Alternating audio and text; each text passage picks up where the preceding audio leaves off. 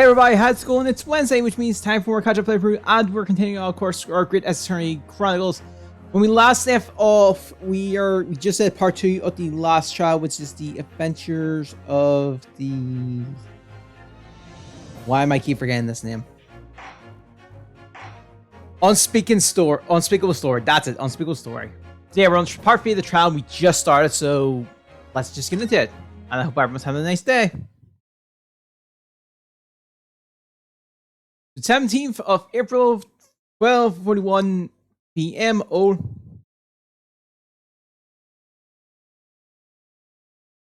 12:41 p.m. The Old Bailey defendant on the chamber.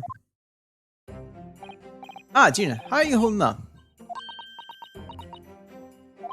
I'm starting to feel quite warm. Need to watch our frequent cold shoulders now. Ginny! Are you alright? Why aren't you saying anything?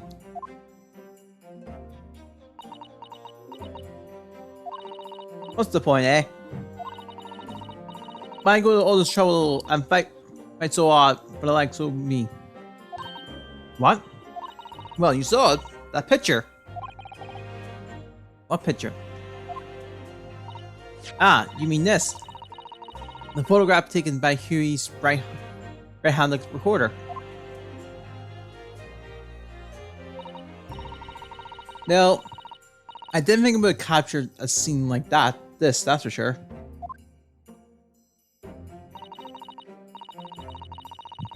It's hopeless. Anyone who sees that's gonna think I did it, ain't they? Well, I remember pretend it was a bit of a shock when the prosecutor first presented to the court.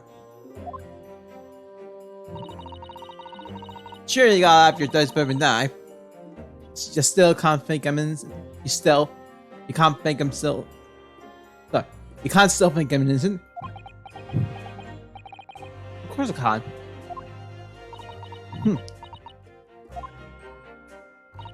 You need. Why don't talk to us? Tell us what really happened that night. Eh? We don't really managed to piece together a lot of new information, but still, we really like to hear from you.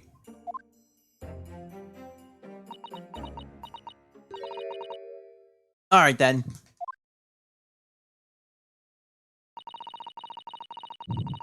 It was after you at dinner together at your place, right, Iris?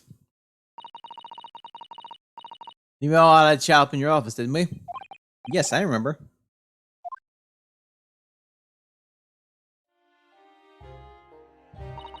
After that, I just couldn't get to sleep. So I slipped out and went down to the street for a 2-to-1 to Winnie. The bank's place. I had to know. The virus story was there or not. The hound of the basket fell.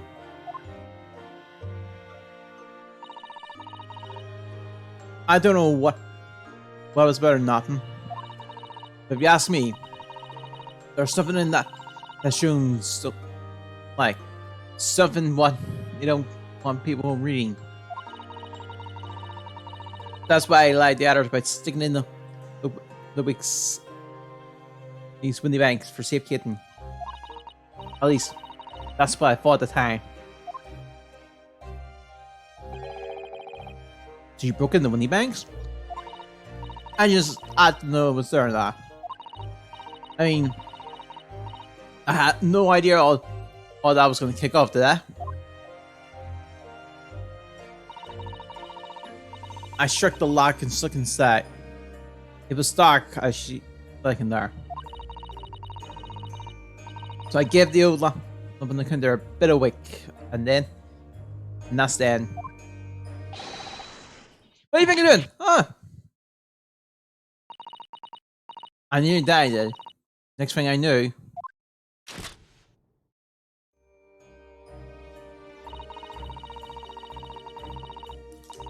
I grabbed the gun off the counter and I was waving it in the air, like I don't know.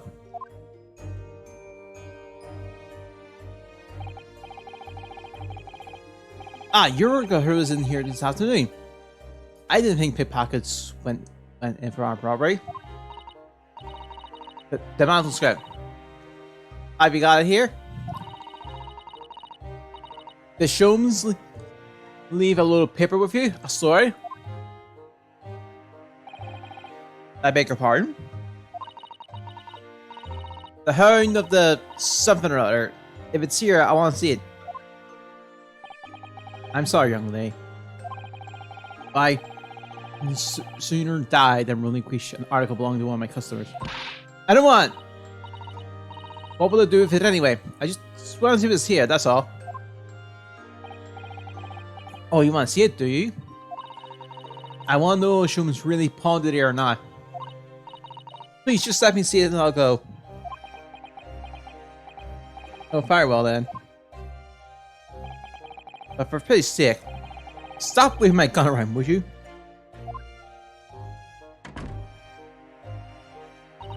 Then Yoko unlocked the storm door, and we both went inside.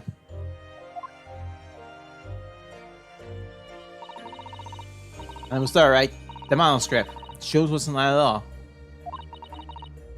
Do that just to check for me, Gina? Anyway, then there's a bit of a kick up at the main bit of the shop. The kookaburras arrived on the scene, yes? What was the noise? Someone's breaking in! Hear me. Is there some burglars convention here tonight I don't know about? I think I forgot to shut the door behind me. Sorry. I better go take care of it. Can I possibly have my gun back? Oh. I come with you and... Now don't be foolish, young girl. You must stay right here. Don't leave this room under any circumstances. And with that, he took the cunt out of me and walked back out into the shop. I went back into the storeroom and, like he said, bringing me ears in the dark, like the ear was what's going on. It sounded like they got into a bit of a scrap. I started to think I should help see. So I was just about to go in the store myself when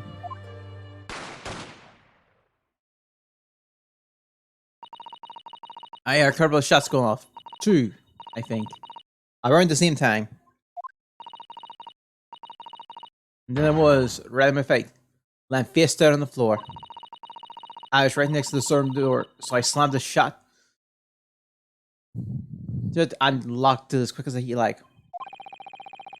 Because you thought what whoever that Jemison remake might come for you. Yeah. The one grabs the old coat's gun. I figure I put up a fight at least. But when I got a better feeling than I knew.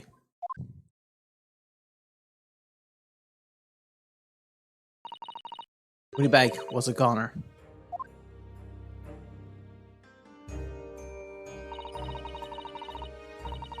I felt funny in my head all of a sudden. Kinda dizzy. And after that, I don't remember nothing. That must be when you pass out, Gina. If I'd done what I done, your crew may still be alive. Just tell the police everything you just told us? Of course it did! But they didn't believe a word of it, did they? All they said was, if I keep telling lies, it'll make things even worse for me. You'll be right, Ginny. Don't worry. Just stay strong a little longer. We're about to put the real culprit through the mill.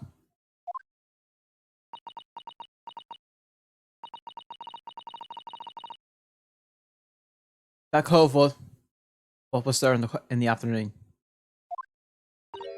That Edgar Benedict.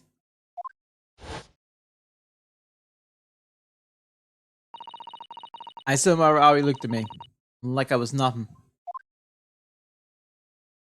Hey, he was there that night. We don't know his real name yet, but I'm convinced that he's involved somehow. Anyway, thank you for telling us what happened, Gina. I appreciate your honesty. You what? You can leave it all in rules. Keep it in hands tonight, Ginny.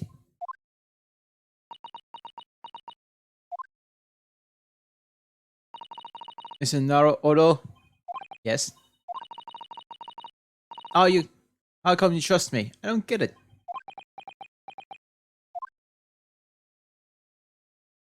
I mean, have you forgotten what happened the year before? Come on, that was only 2 months ago. Me and McGillig. We told you a whole pack of lies.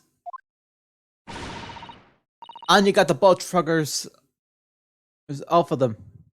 And even though it was a killer. No, I could never forget that. Oh. I did our most best at the time. But the pain of that error judgment doesn't get any easier to bear.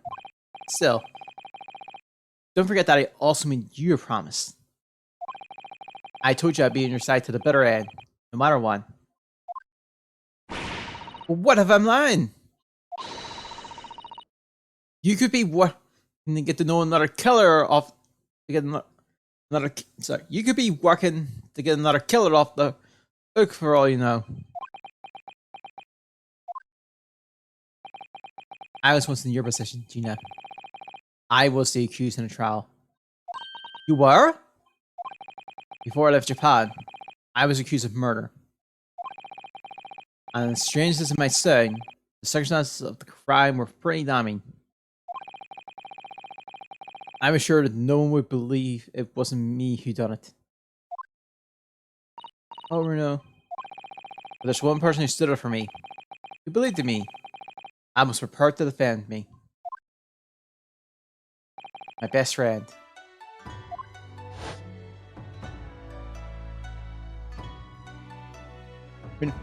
Misaki, no one believes in you more than I do.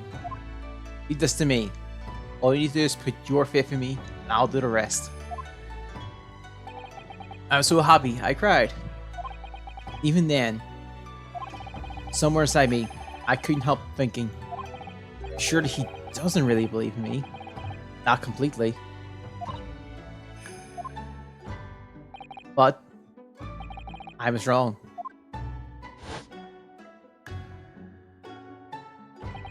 As soon as my trial began, it was obvious that he had an absolute unwavering belief in me.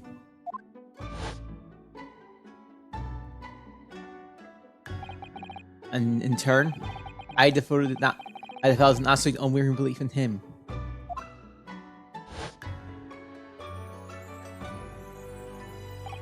Since then, I came to realize, if you want someone to believe in you, you have to believe in the other person first.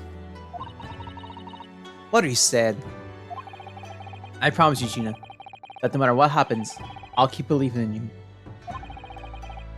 So you needn't worry, I won't let you down.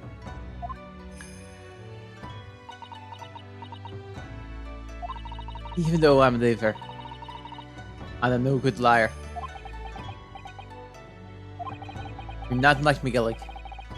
I know that. Eh? That's right! You're our friend, Ginny. Iris. We know you better than you think. And we've come to the conclusion that you're someone we can trust. Yes. That's really all we need to know. Exactly. Mr. Naoro, I...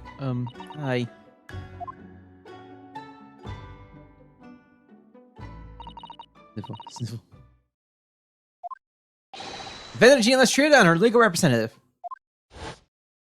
Court proceedings are about to resume. Please head to the courtroom immediately. Yes, of course. Thank you.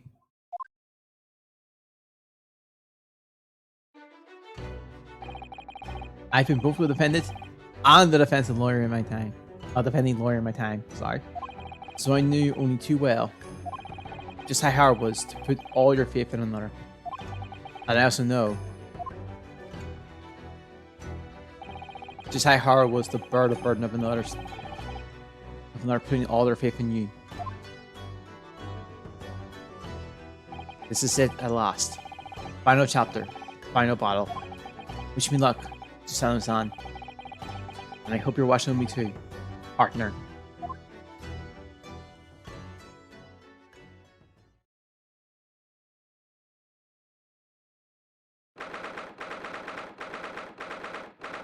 Alright, 17th April, 1:41 p.m. Old Bailey courtroom.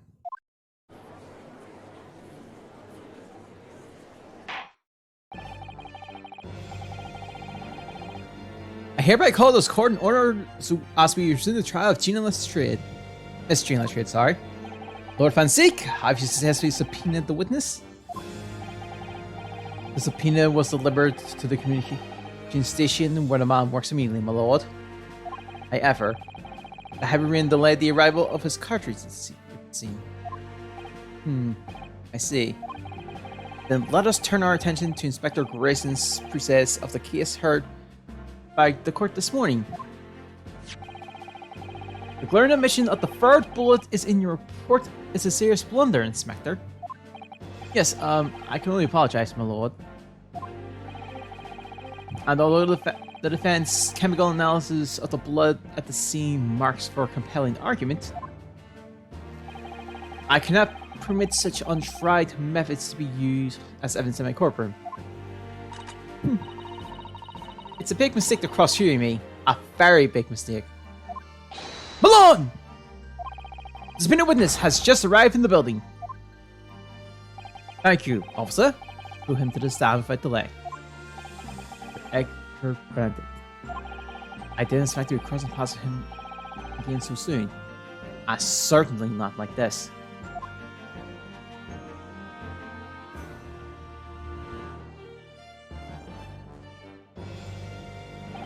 Thank you for complying with the court subpoena at such short notice, sir.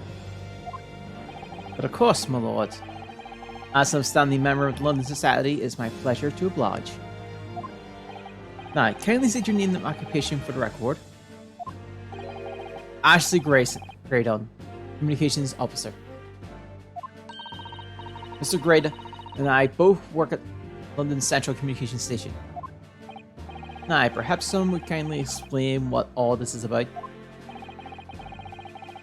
You were apprised of the situation by the court office on your way here, I presume? Yes, I was. Something to do with murder that took place at the pawnbroker on Baker Street. And some nonsense about me having been there on the night in question. And that is the acute accusation, indeed. This really is beyond a joke, you know. Very well, without further delay, the court will now hear testimony 9, Mr. Graydon. You will respond to the accusations made against you under oath. Gladly, my lord, gladly. We're going to see his dance moves. Witness testimony, the accusation. Naturally, I have an occupation. I have occasionally to make use of the pawnbroker services from time to time. But are you suggesting that I colluded with these folks to break into the place on the night of murder? I have no intentions of admitting such an outrageous accusation. Even as certain parties here present claim that my blood was found at the scene. So Skyrim of detective homebrewing tincture can't be taken as serious evidence. So, you don't deny the accusations completely, do you? I must say, I am dismayed. What a high is court in the land to be swayed by this self-professed detective's toy. It was the will of the jury and our great British justices and demands that the jury's will be upheld. Then it would seem we have the misfortune of a most inept assembly of jurors today. By golly! How long am I expected to be detained here?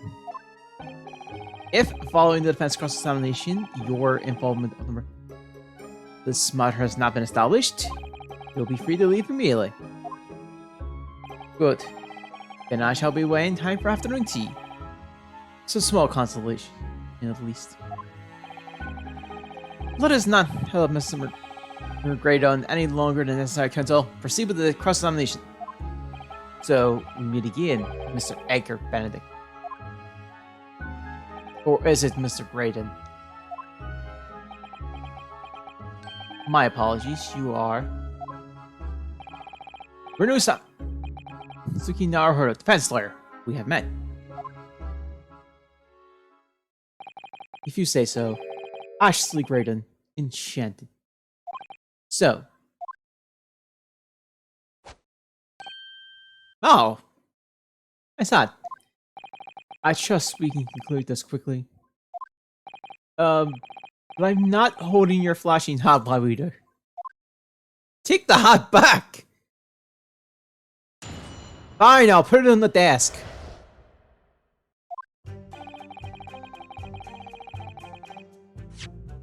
I better, when we get over to our side, I better see that hot on the desk. Hold it! Damn, there's no hot! Yes, we even met in the fiery pump rookery where the crime took place on the afternoon of the day in question. Though, of course, you introduced yourself by a different name at the time. It was Mr. Edgar Benedict, I believe. Tell me what...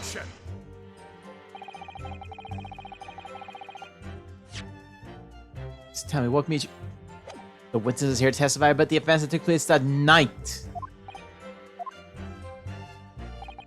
He is under no obligation to answer such unrelated questions. Not be serious!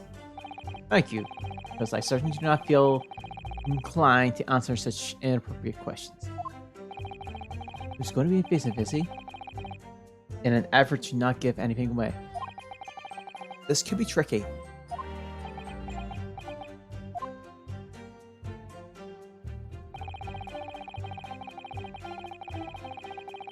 Hold it! Have you seen these two before? It's her? No, I do not associate with criminals. Said by the man who introduced himself as Edgar Benedict. I'd like to know who I have to thank for this. Who made this outlandish accusation against me? Young lawyer there in the black. This is a farce! Whose idea is it to permit an outsider to work in the British court anyway, whilst I dance?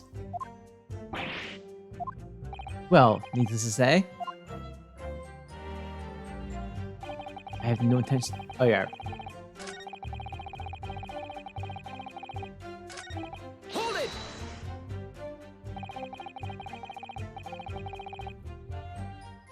Okay, where were you around 1 in the morning and the night, sir?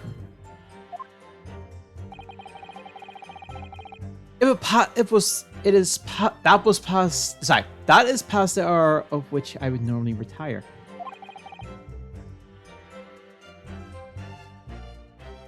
Certainly.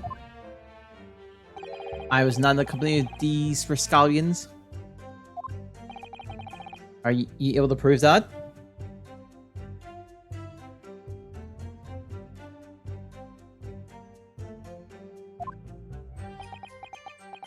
Objection! Listen carefully, mate. Oh.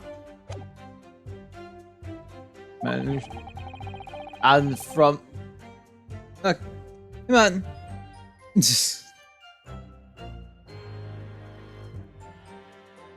Yeah, come on, Liz. Have a good day.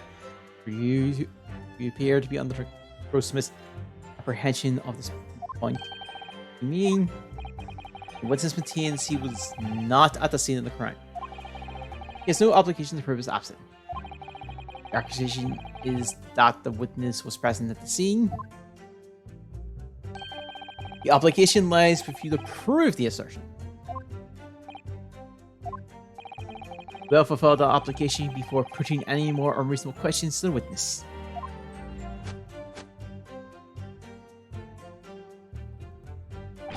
Silent victory waggle. Thanks.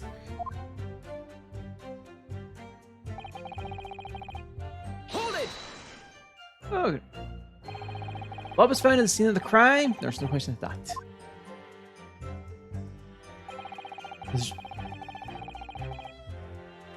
Yeah. The shrooms is kind of got. Analysis have possibly identified the substance as such. I'm not the only human to have blood running from my hands, am I? I can be sure the blood is mine. Could it equally be the blood of one of these two miscreants? Every individual blood has a slightly different composure, it seems. Mrs. Sholmes' chemical is able to... Let me finish that. Mr. Sholmes' chemical is able to differentiate differently blood samples by, and I'm very much... I got the name... I messed up there. Sperm in a sense lesson? Who's the Sholmes character anyway? Oh, I assume onloaders would know the name. He's the great, well, a renowned detective. Though even you aren't able to bring yourself to say great detective. A great detective, you say? Now we're in the realms of fairy tale. Excuse me. Happen to say about that, Mr. Skulkin? What? Me? No. Mr. Skulkin next to you. That's not confusing enough. Alright, I hope to hear this. How many times have I gotta tell you?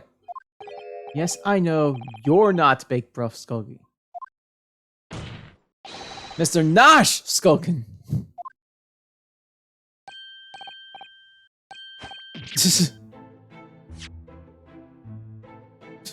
A cord running up. No, you won't. Oh yeah, right. So not the kiss that when Mr. Grayson just spoke a thought went through your mind. Are you sure that thought with the court? Me thoughts? I don't know none. I don't have none of them. It must have been him. You what? Now Skulkin, answer the question, please. What went through your mind when Mr. Grayson just spoke? Nothing, honestly, God, nothing. I was just thinking. If you want songs around like that much more, it'll let them win again, that's all. What wound? Where I took the bullet, of course. It was only 2 days ago. They ain't gonna elaborate yet. There was, well, you know, I was one of them, and... Oh. Hey, Bells! Is it right in? Did you hear that? What? Oh, is that to the shoulder? Your comrades worry about you, seems. On account of your injured arm. My lord? Yes, Mr. Graydon? I have no idea what these two wretches are talking about. Certainly, I shouldn't be expected to answer anything in relation to their mindless inspiration. We knew that someone other than the victim was hit by a bullet at the scene of the crime 2 nights ago. And from the height of the bullet in the wall, that person was likely hit in the upper arm or thereabout.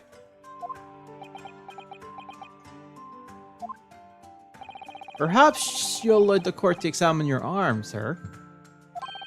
The left arm that you're currently clasping with your right hand, as if it's in pain. No, I refuse. You've shown no evidence whatsoever that links me to these common thieves. Sorry. Accordingly, I am now obliged to permit any in such invasion of my privacy. As I've already said, I'm completely uninvolved in all this. I never had anything to do with this the pawnbroking where this fellow was killed whatsoever. I take offense to the insinuation that I was in any way involved. You claim to have nothing whatsoever to do with Mr. Wainwright's pawnbrokery, my lord. The defense would like that last statement to be added to Mr. Graydon's former testimony. Formal. Very well, counsel. Anyway, the testimony. Mr. Graydon.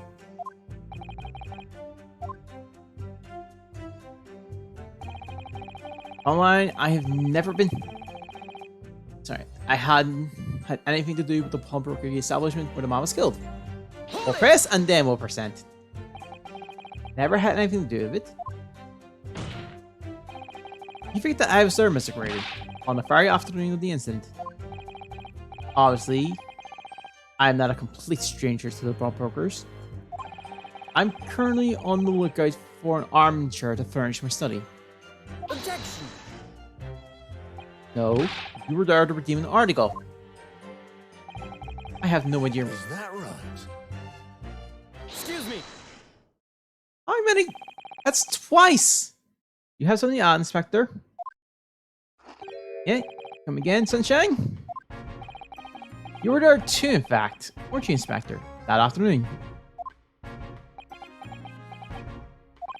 Well, yes, I do remember meeting yourselves in the pawnbrokery that afternoon.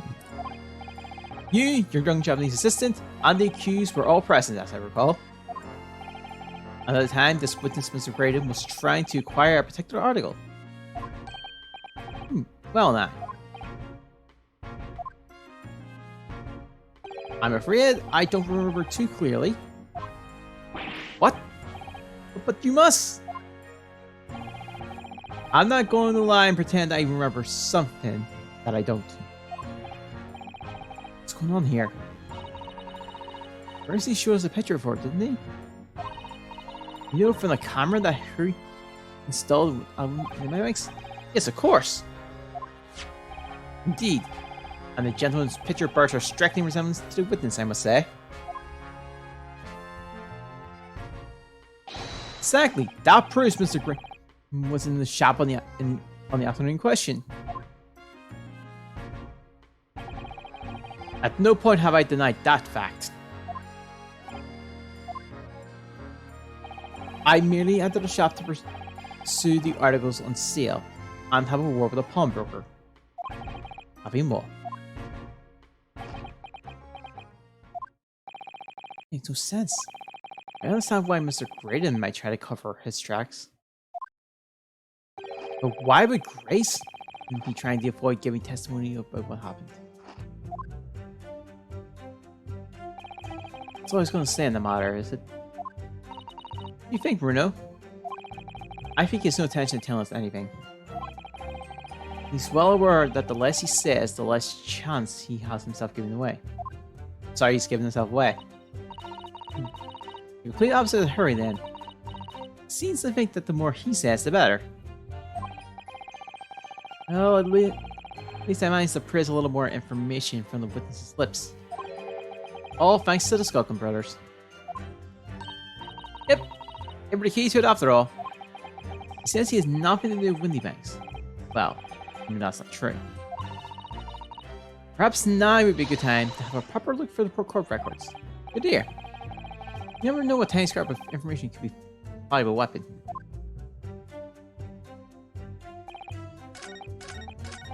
Wait. That's just a new statement. The Skyrite detective Hombury can hardly be taken. Oh, right, yeah, because we skipped that. Good sir, that Mr. Herlock Sholmes is the most famous detective in the world. And the most famous detective in the world tells the truth. The whole truth and nothing but the truth. Oh no. I think I answered that. I once saw the world's most famous swindle thrown in jail. So I once.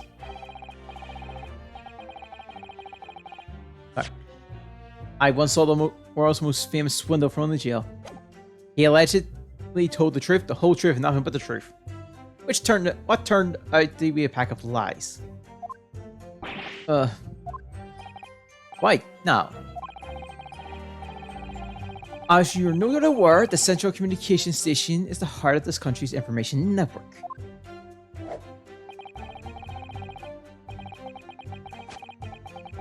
Oh, that was some swindle movements. My work there is of paramount importance, and you have kept me from it long enough already.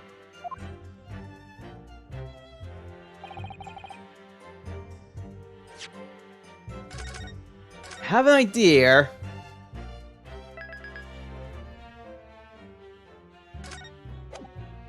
I might be wrong though.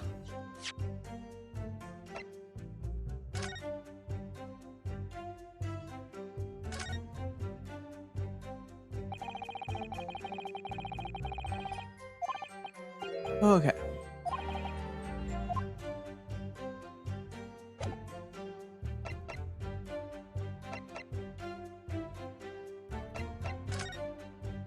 Oh.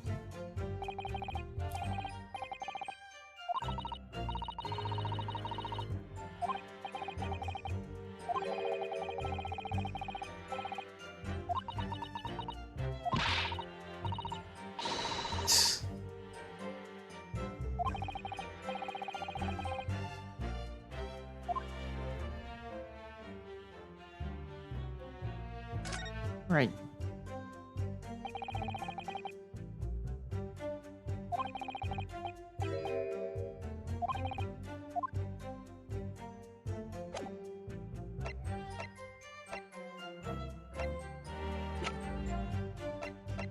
What was...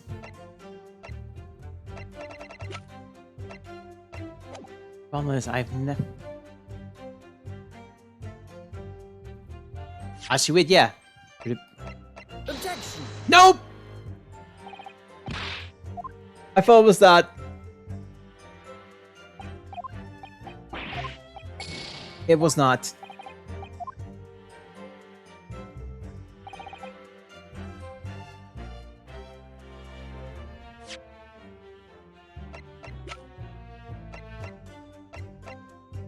Objection! Ah, it was the disc. Damn it. Have you seen this before, Mr. Graydon? Why, is that supposed to mean something? This disc was, until the day of the murder, in pawn in Mr. Windybank's shop. Almost said house there. It was redeemed by the defendant, Miss Gina Lestria, that afternoon. However, somebody mysteriously appeared to try to take it from her. And that somebody was you, of course, wasn't it, Mr. Graydon? As I have retaliated numerous times now, you're mistaken. That was not me. I have never seen that disc before in my life. It may have escaped your notice, but there was a small smear of blood on the disc. Ah, yes, resulting from an abstract abrasion of the thumb, perhaps. That's right. The surface of the disc is covered in hundreds of tiny metal bumps. In the skirmish to acquire this, the thumb of the person who tried to take it suffered minor lacerations.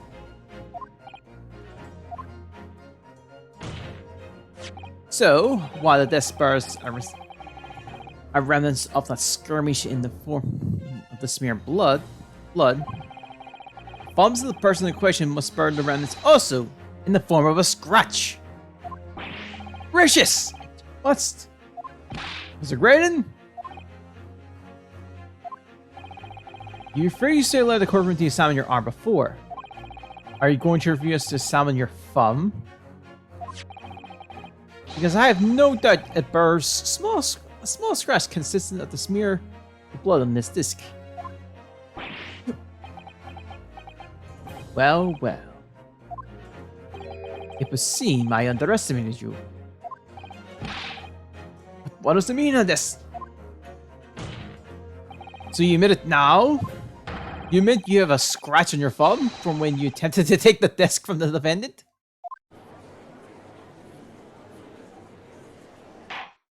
Order! Order! Well, Mr. Graydon, it would appear that there has been something of a misunderstanding here. I did not attempt to take the disc, as you put it. No, quite the reverse. What are you trying to say? It's really quite simple, you see. The disc was mine from the outset. Is there a crime in taking an item that you own out of pawn? What? It was seen, Mr. Graydon, that in this piece of evidence, my learned friend has established a link between you and the incident. Accordingly, you will tell the court everything you know about this disc now. As you wish. Though I'm quite sure that it has nothing whatsoever to do with the pawnbroker's murder. Or that game update.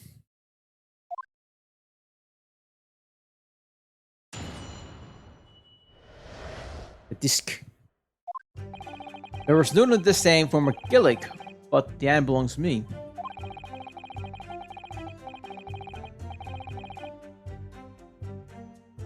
The redemption ticket was stolen from me by the accused.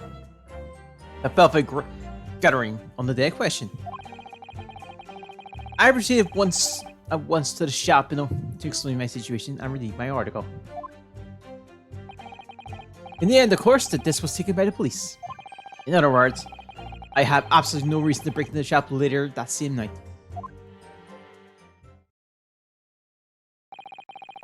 Did I hear correctly, sir?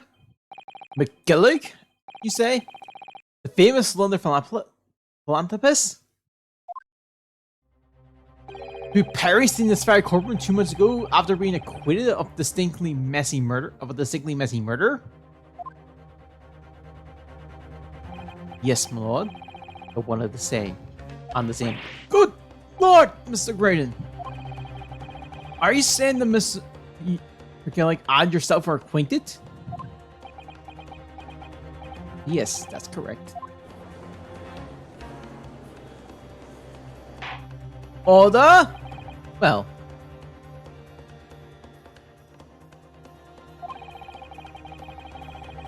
I certainly didn't expect to hear that name uttered here in my courtroom again. I wonder what you told us. This was placed in pawn on that beautiful night 2 months ago.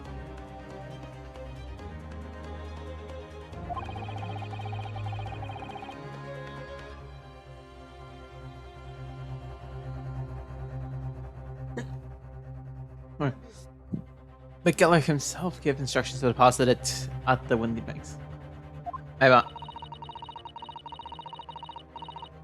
It's funny that Mr. Graydon here is claiming that the disc belonged to him then, isn't it? In all likelihood, he's lying. So he appeared that afternoon at Windy Banks in order to get his hand on McGillick's disc for some reason.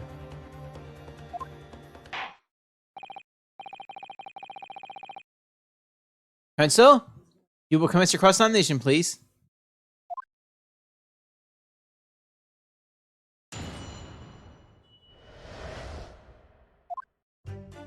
Okay. Hold it!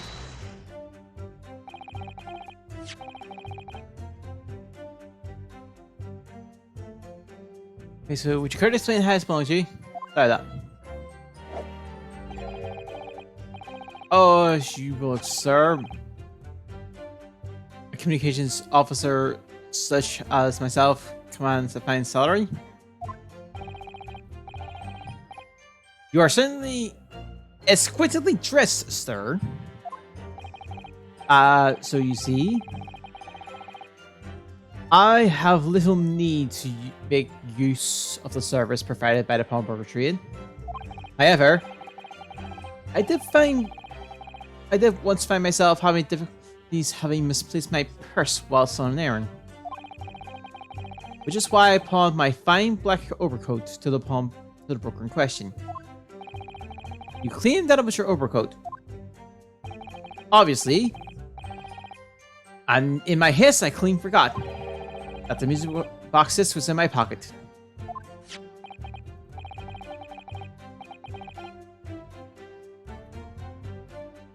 Okay. And yet there is a note on it that reads, for McGillick. I am a collector of rare, unusual music box music. Of unusual music box music. When I first met McGillick at the Gentleman's Club in the city I was interested to discover, he shared my chance in that area. With this disc in question, it's a pre-production sample. I promised to let Mr. McGillick have it. But then you forgot that it was in the pocket of the overcoat you were forced to pawn. Yes, exactly. Jean didn't mention that in any of her testimonies 2 months ago, did she? No, because McGillick had threatened her to keep her mouth shut. Which means that if we dig too deeply here, it's going to expose Gina's jury. Dear, this is complicated, isn't it?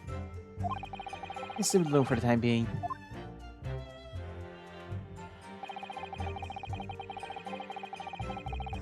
Hold it! So you're saying the Miss Lestrade lifted the ticket from your pocket or bag? That's right.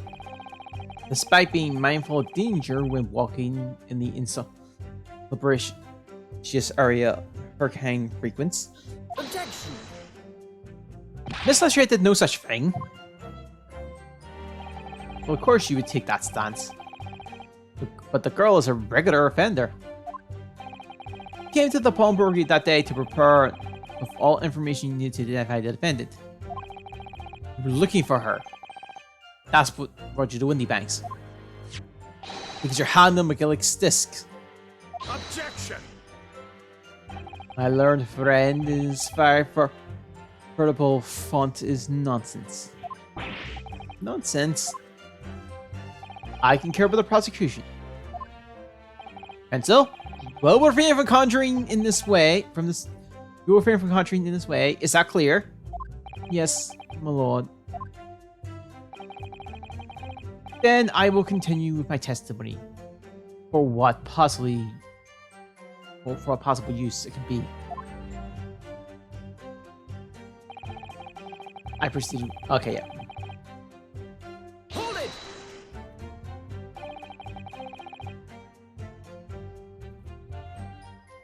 Now, have you ever been to Windy Banks before? Only once for the purpose of pawning something, but like many, I enjoy pricing in such establishments. So when you noticed the pickpocket had taken your ticket, you chased after her. Is that correct? Yes, that's right. I did notice it first, of course. Such an art of the pickpocket, of the pip purse. But when I did, I headed to the pawnbrokery at once in order to reclaim my coat before the thief could. I was merely trying to recover what was rightfully mine in the first place. He can say whatever he likes because he knows we have no evidence to contradict him on this. Yeah, of course. Hold it! Yes, it was taken by Inspector Grayson here, wasn't it? That's right. This was the fireman. Apparently the police are collecting anything that has connection to McGillick. Right. It's evidence. Excuse me. Is something wrong, Inspector? What do you mean? The last remark Mr. Grayson made in his testimony seemed to trouble you in some way. No, they didn't. It's nothing. Leave me alone. Let me ask you this, Inspector. Why is Scotland Yard gathering Mr.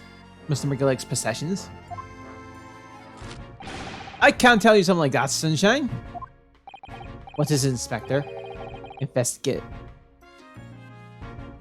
secrets. Yes, exactly. You should know about that. Magnus McGillick, who died so unexpectedly after his trial 2 months ago. A man renowned throughout the capital for his great contribution to public life. Yet he has a dark side too. Where are you going with this, Fanseek? I suppose the police are dealing with the aftermath of his nefarious activities, are they? That's enough! Coppers like me have duties to carry that we're not at liberty to talk about. That's all you need to know. Duties conferred by Lord Straw Hot, I suppose. The Lord Chief Justice appears to have faith in you, Inspector.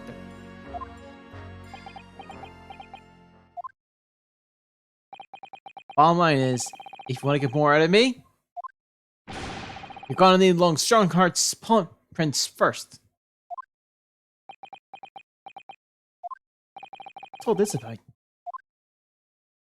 It's like there's something going on between Grayson and Lord Fanseek here. Well, it would appear that the inspector has revealed all he is at liberty to reveal. Mr. Graydon, let's return to your testimony. Gladly, my lord.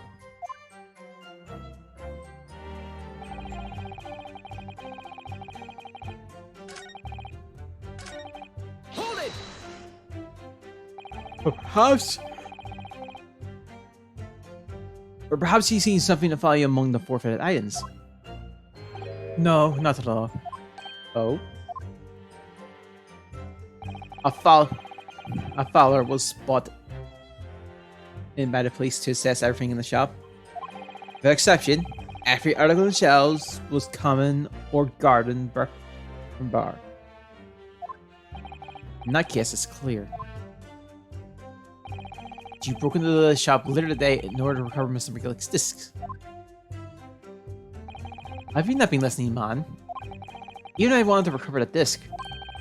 You may recall that it's been seized by the police that afternoon. It was no more in the shop than I, as I was saying, simply had no reason to break in. So there's nothing of McGillic's left in the shop that night. Nothing this man has been after. I wonder if that's really true. Bruno, if you have some evidence, then let him have it. I'm dying to see that aspiration expression of his crumble. McGillic slipped the disc into his coat. McGillic slipped the disc into his coat pocket and had it deposited in Windy Banks. Then, when he realized he was going to be arrested on suspicion of the omnibus murder, he threatened Gina and forced her to take the redemption ticket. There's no doubt about it. That business is lying for his pearly white teeth.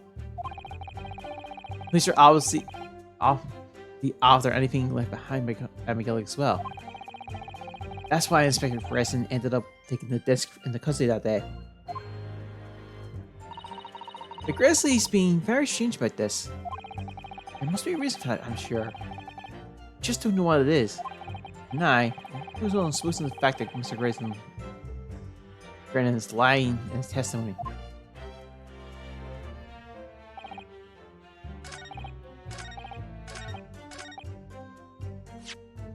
Okay.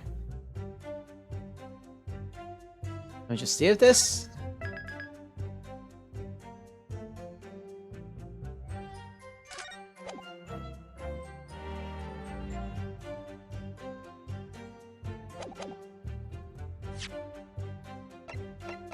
Oh.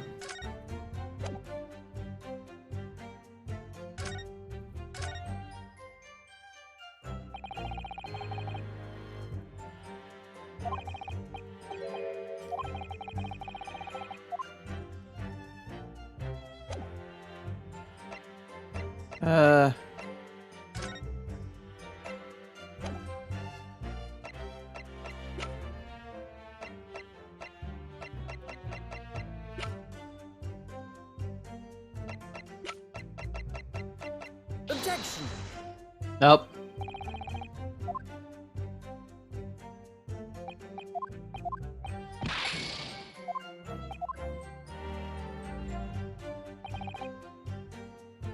Hold it!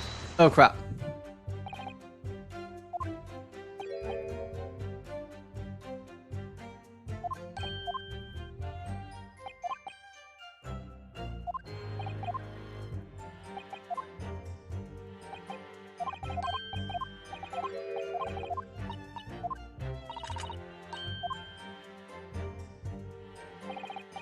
Okay.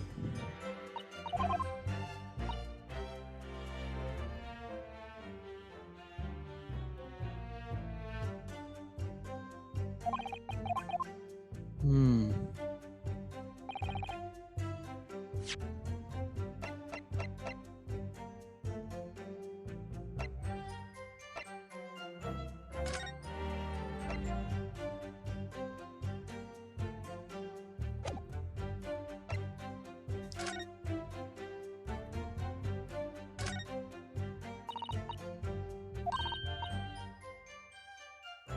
Oh.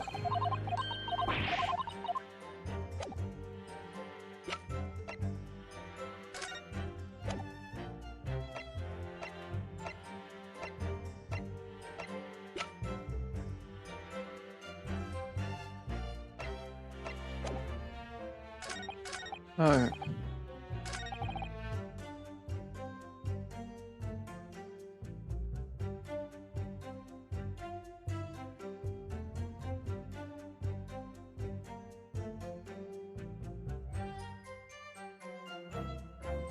And there's no reason. Objection! Oh, damn. Let me reload.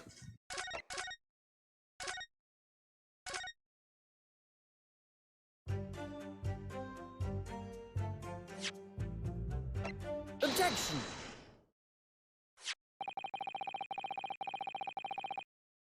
Okay, this was as positive Missouri ranks on Make them Skilly's instructions. You knew none. And you went there with the intention of teaming for yourself. Objection! Conjecture again. And in any case, that this was taken in the custody by police afternoon. The witness had no reason to visit the pawnbroker again that night. Objection!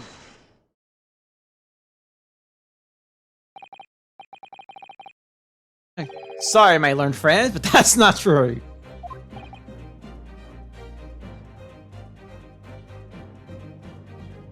Oh, what? Mr. McGillick had another article in the Pawn Wendy Banks.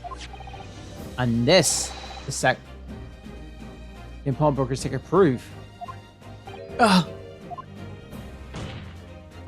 And there were two articles belonging to Mr. McGillick in Banks Pawnbrokery. And the reason you broke into the shop that night was to recover the second one.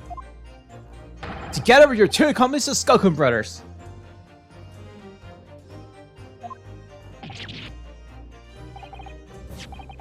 This is the second ticket, is it? What had the man deposited? The article description reads, one small box. A rather fake description, seems to me.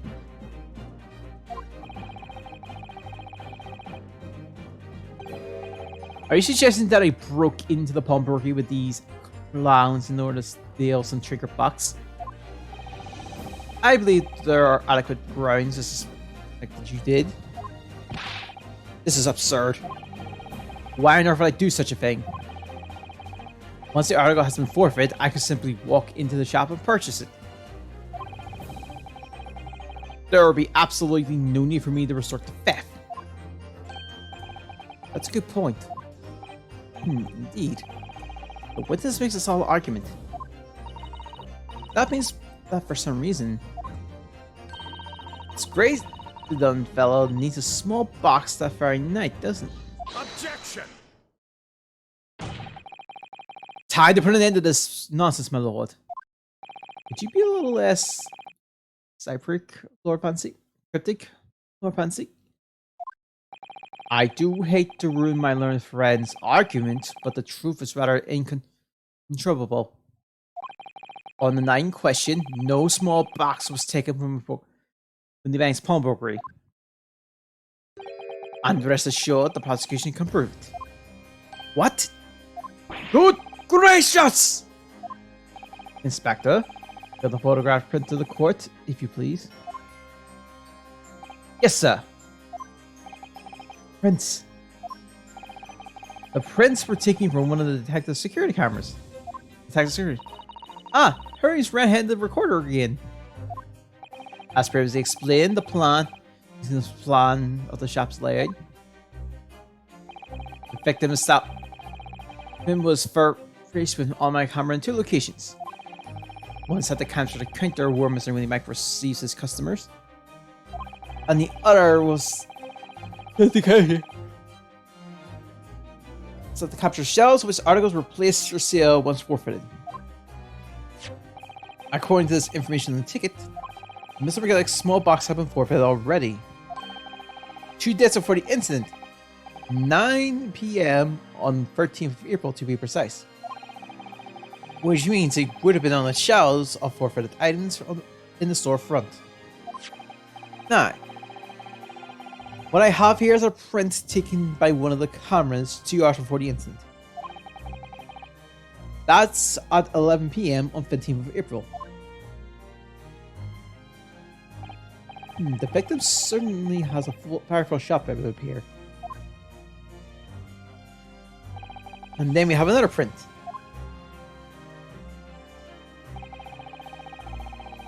This one taken around 2 hours after the incident. I see. We have 2 pictures to compare.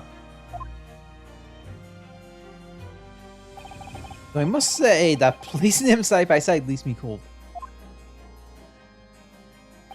Dear me, it's starting to make my head ache. Obviously, at Scotland Yard, we consider theft as one positive motive to the case. We explore the possibility that something has been taken in addition to the victim's life. So your man has already compared these 2 prints fairly, Inspector? Yes, sir! We counted every single item in these of the 2 photographic prints. And the Yard concludes that exactly the same number are present in both. In other words, nothing was taken from the pawnbrokery online in question. And my learned friend's assertion is nothing more than hopeful fantasy. Oh! I don't believe it! If I could just shown that he stole McGillic's pawn box, I might have been able to break him down at last on that dance. You know what, Bruno? I've been thinking. I wonder if these 2 photograph prints really are the exact same.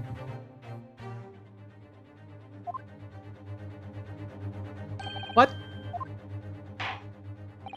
So, Counsel, in light of evidence before about the prosecution, what is your precision? It seems, in fact, on the line question, nothing was stolen from the victim's establishment. Do you accept the prosecution's assertion? I don't know.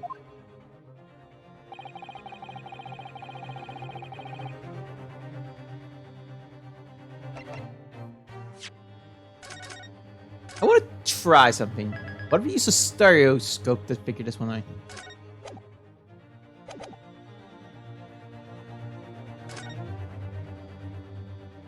Before I get my answer, my lord, I'd like to try something if I may. Try something? What do you mean, Counsel?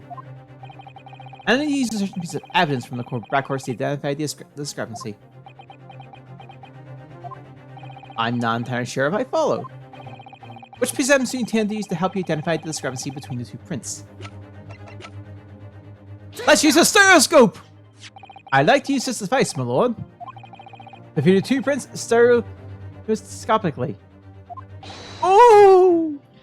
Yes, you caught the bug at last! You can't resist it, can you? You got the cross-eye compulsion! You're number 3. What a surprise. Well, Bruno, let's put the pictures in place and see what wonderful contraption shows us. Here we go. My 3D eyepiece. Hello! I didn't miss that. I wasn't sure first. What? There's a clear discrepancy between the 2 prints. What? You must identify the location in question at the court, Counsel. It's as clear as day. Indicate the precise location of the discrepancy you speak. Take that! Granted, these 2 prints are almost identical. However, there's one minor discrepancy between them. What?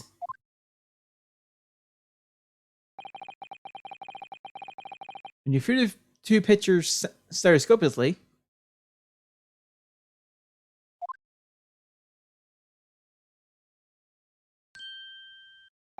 a single area stands out as being different. The location of this small box. Let me wait. Unbelievable! The fact that he actually have the stereoscope is so amazing. It's even got it on the. By Jove, you're right. How extraordinary! Look, I know that's meant to be serious, but I just couldn't help but laugh. What this tells us is very simple. The small box was indeed not stolen from the bank's underlying question. However, there can be no doubt that somebody picked this particular box and then returned it to the place, its place on the shelves. Are you suggesting that the small box originally deposited by Mr. McGillick is in fact? Yes! The very small box I just identified in these photographic prints. Objection!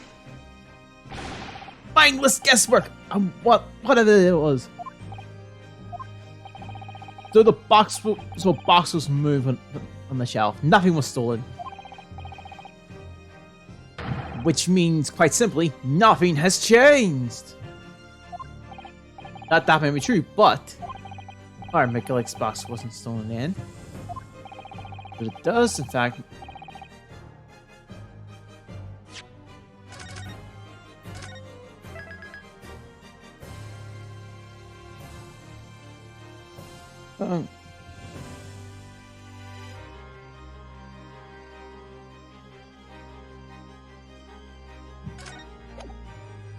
Okay.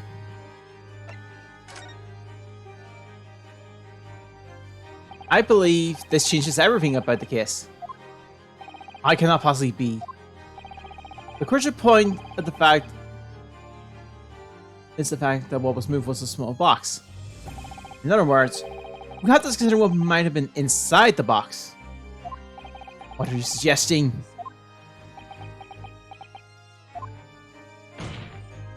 I'm suggesting that we need to examine the box as soon as possible.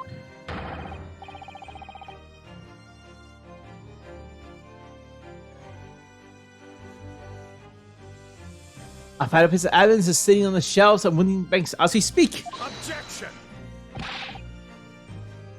That won't be necessary. Some little box belonging to a man who died 2 months ago can't be relevant to this trial. The court does not uphold your objection, Lord Van Seeks.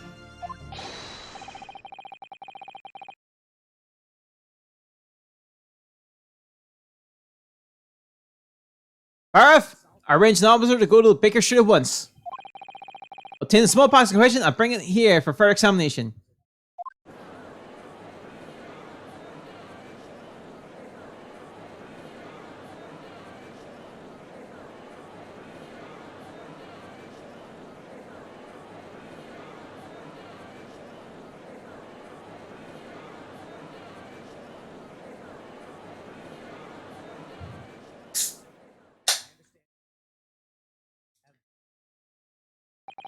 We should have a report in half an hour.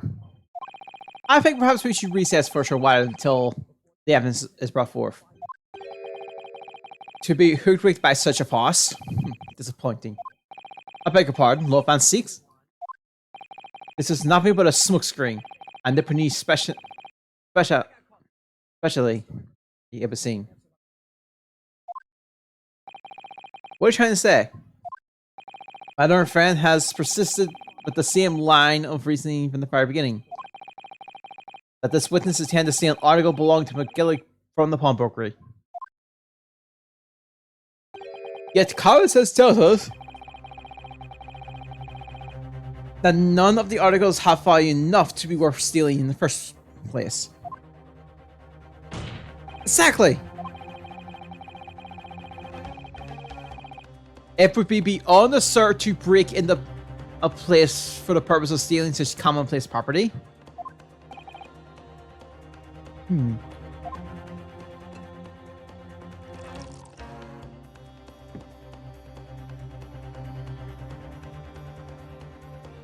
If your lordship recalls, Mr. McGillick perished 2 months ago, immediately after the conclusion of his trial.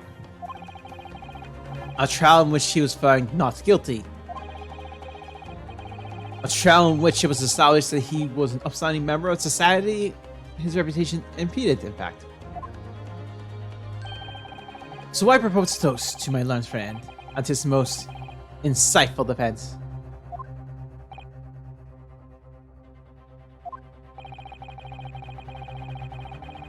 The article of this outstanding member of society pawned was entirely ordinary. A black gentleman just so happened to have a music box disc in one of his pockets and a small box. I assure you, I wouldn't accept even if the man tried to make a gift of such to me.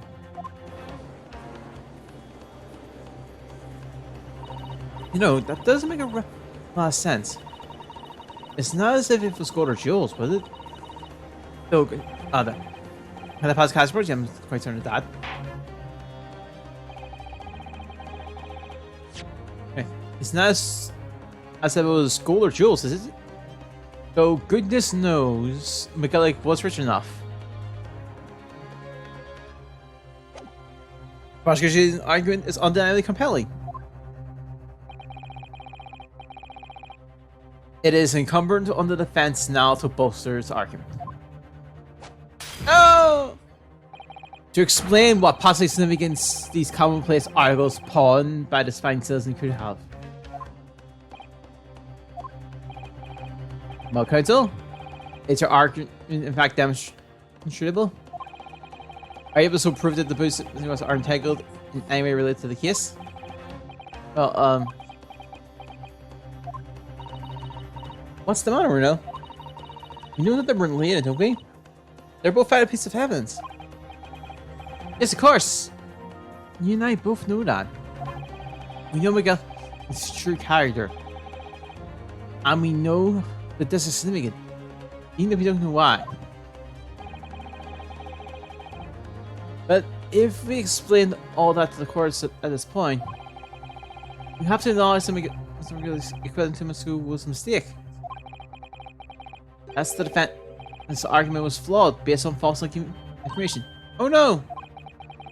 That would mean admitting that he committed perjury. Ginny. Could be that Fancy knows? Is that why he's doing this now? Because he anticipated everything? Maybe. This could be a great opportunity for us. Sorry, what do you mean, Iris? Well, what is it you always say, Bruno? Sooner or later, the truth comes out. Every time. Alright. The exact significance of the things the process of a thanks. It's something only Ginny can explain to the court. Let Peter understand to testify about that.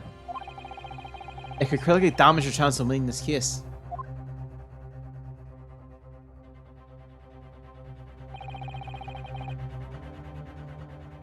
It's the right thing to... I think we're gonna have to.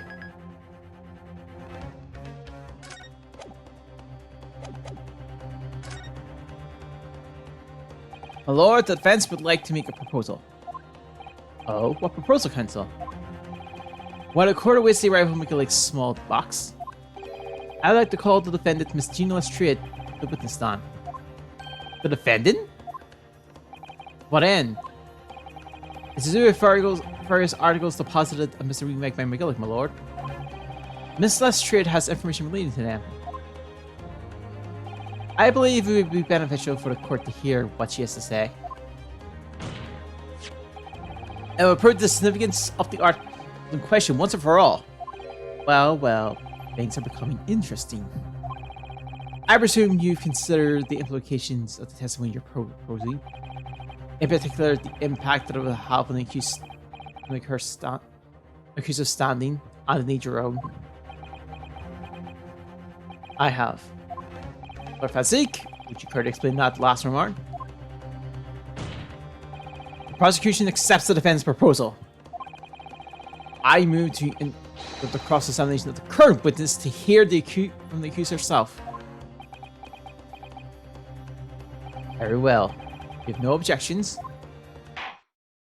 So, the court will now hear the testimony of the defendant, Miss Gina Lestrade.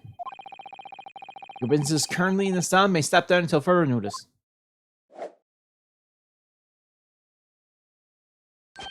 And I shall bid you good day. Wait. You, sir, shall remain in the stand while Miss Lestrade testifies. As you wish. Alright then, Gina. It's time. I know this will be hard, but please, put your faith in me here. Good luck, Bruno.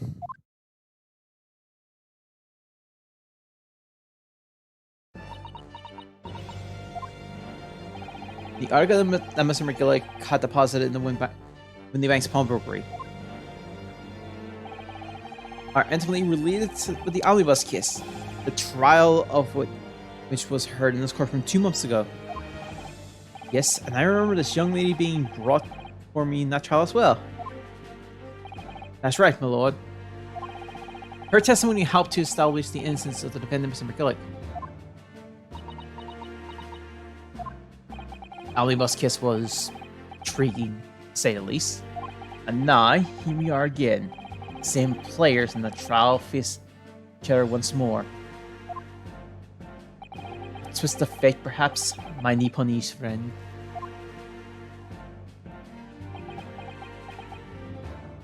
Allow me to recap the events of 2 months ago. An old brickmaker was stabbed to death in the omnibus running along London's winter streets. Apart from the victim, there was only one other person in the carriage, Mr. McGillick. Naturally, he was the primary suspect for the murder. But as the trial progressed, another possibility emerged. The murder in fact took place above the defendant's head on the roof deck. The body being dropped through the sky and into the carriage below. It was Miss Lestrade whose testimony brought that possibility to light. At the time of the incident, Miss Lestrade was concealed under the seat in the carriage, hoping to pick the pockets of unsuspecting passengers. Then, immediately after the trial, having been acquitted of the murder, Mr. McGillick died in his fire courtroom in the most extraordinary of circumstances. A mystery that remains unsolved even now, 2 months on. As indeed it does the omnibus murder itself. Be as that may, I recall neither this nor the small box being mentioned in the course of those proceedings. Miss Lestrade, would you tell the court tonight, please, what really happened on the omnibus 2 months ago? I mean, I don't know what you mean. I already said all no. And what about everything you told us yesterday from inside your prison cell? Please, Miss Lestrade, this is extremely important. But remember, little girl, if it transplants that you will believe withheld information in the trial 2 months ago, the Home Office will seek to prosecute you for perjury. And naturally, you will lose all credibility as a witness. Although, let's face facts, you have little credibility to lose. Ginny, don't listen to him! Please, you have to trust Bruno now. Iris, we're on your side. Alright then, I'll talk. It's the right choice, Gina. Well, it was seen that my learned friend is hell-bent on bringing the entire courtroom down to about his ears. So be it. I must confess that I'm struggling to understand what's going on. What is happening here? However, it would appear that Mr. McGillick's pawned article on the extraordinary case of the omnibus harbors a secret of which we have been hit however unaware.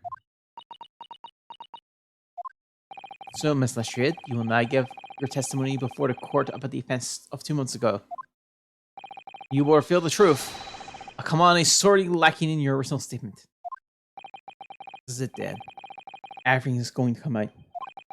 Like Pan Six said, this could bring the whole courtroom down to my ear. But as a lawyer, I'm willing to take that risk.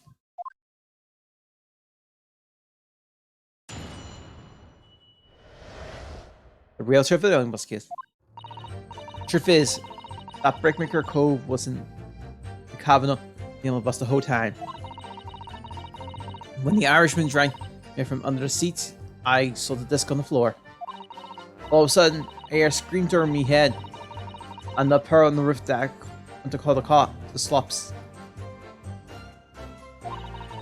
That's when McGillick slapped the drivers and intended to do a run into the pawn shop roundabout.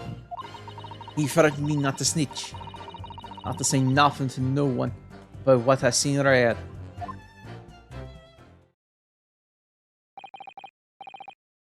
If this is outrageous! What you told the court there's numerous evidence to your testimony 2 months ago. As you say, my lord. Then there's every chance I may have adjourned an error in McGillick's trial. It sounds very much to me as if the man deliberately deceived the court. In an effort to cover up the most wicked of schemes. I doubt your lordship is correct. A great injustice was done to this courtroom 2 months ago. Actions of the accused in the trial of this witness and my learned friend are entirely inexcusable. I don't believe it. The whole trial was a farce. It was all lies. McGillivray was rotten to the core, just like that pickpocket. You got that lawyer from the east. They're all in it all together. You're wrong, they lied to you. There's another lawyer didn't know nothing about it. Humbug! I don't think so. Were we really expect to believe that? He really stitched everyone up, didn't he? What an operation to get the man off scot-free. Off we go, stop. The lights have to stop. Yes, the defense made a terrible error of judgment. I intend to take full responsibility and suffer whatever consequences are deemed appropriate. However, it's imperative that the court allow the witness to elaborate on her testimony. Because the true significance of McGillick's pawned article must be brought to light. Very well, my learned student friend. Given the depths of calamity you just plunged yourself into, this may be worth hearing. Words fail me. This situation is utterly deplorable. Isn't that our hurdle? Yes, Malone? I will declare upon your fate following the conclusion of this trial. Of course, my lord. Let me listen now. Now, counsel, proceed with the cross-examination.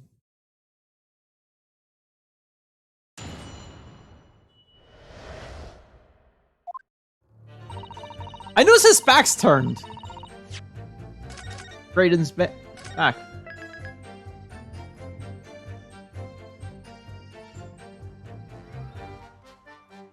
Okay. Hold it! And you were hiding in the cabin at the time as well, weren't you, Miss Lestrade? If I remember rightly, in the storage compartment underneath one of the seats. Yeah, that's right. It's pitch black under there, so you can't see nothing at all. Now, in your testimony 2 months ago, I feel certain that you claim McGillick was the sole passenger, did you not? False testimony, my lord. That's what he told me I had to say. But it's important that you tell us the truth now. Where was McGillick and the victim acquainted? I don't know. I hear him talking a lot. What are they talking about? Well, I couldn't hear too well, but I had to say, I think it was with money or something. They keep talking about ban and not ban. Perhaps this business dealings of some kind? Well, anyway, they got louder and louder, starting to sound like a proper fight. I was pretty scared by then. I hardly there to breathe. And then all of a sudden, I hear a noise like someone kneeling over the floor. It was blooming loud and all. And I believe you let an involuntary scream. Yeah. That's what gave me away.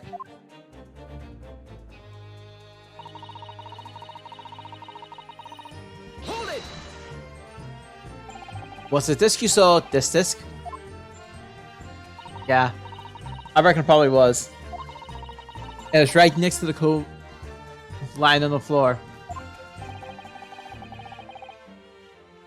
Did this cap belong to the victim perhaps? I don't know, but McGillick picked it up pretty smartish. And then he sat Cove with a knife in its belly up on the seat. What did they say to you that time? He told me not to say a word about what I seen or heard, but to no one.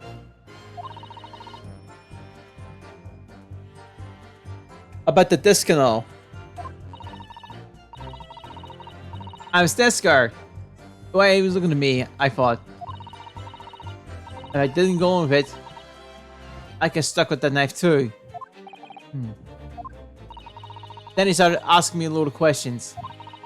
Like what my name was and where I lived on. He told me about being a diver too. He asked me about being a diver too. But then after a while, which had happened in the carriage, was noted. Yeah, that's right. First, there was a kind of rapping noise.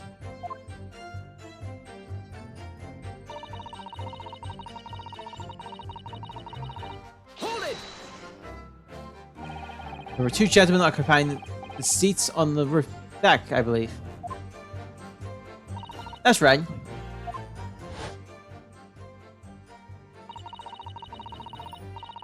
They must have looked down through the skylight and noticed a coat of a knife in its guts.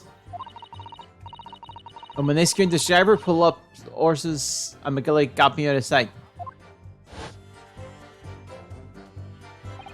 Out of sight? Where? Back on the seat where I started off.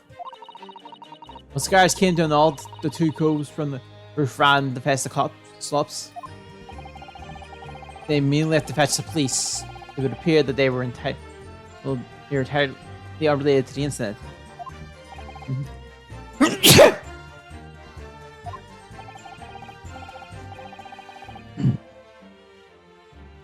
So that left McGillick, the driver, and you sitting at the scene. Yeah, only the driver didn't know I was there because I was under the seat. I heard the cabin door open and a voice from outside. Driver? Yes. He also testified in the trial, I believe. A fellow who went by the name of Bebo, if memory serves. What did McGillick and the driver say to each other? I don't know what happened, stuff like that, mainly. That's when McGillick slipped the driver some tin to do a run to the pawn shop right about. Hold it! Pawn shop obviously being Winnie Banks on Baker Street. Just a moment, counsel. You mean to tell me that the driver gave false testimony in the trial as well? Perhaps the extrusion to the pawnbroker slipped his mind when he was in the stand. Indeed, Lord Van Seeks. McGillick took off his coat and gave it to the driver.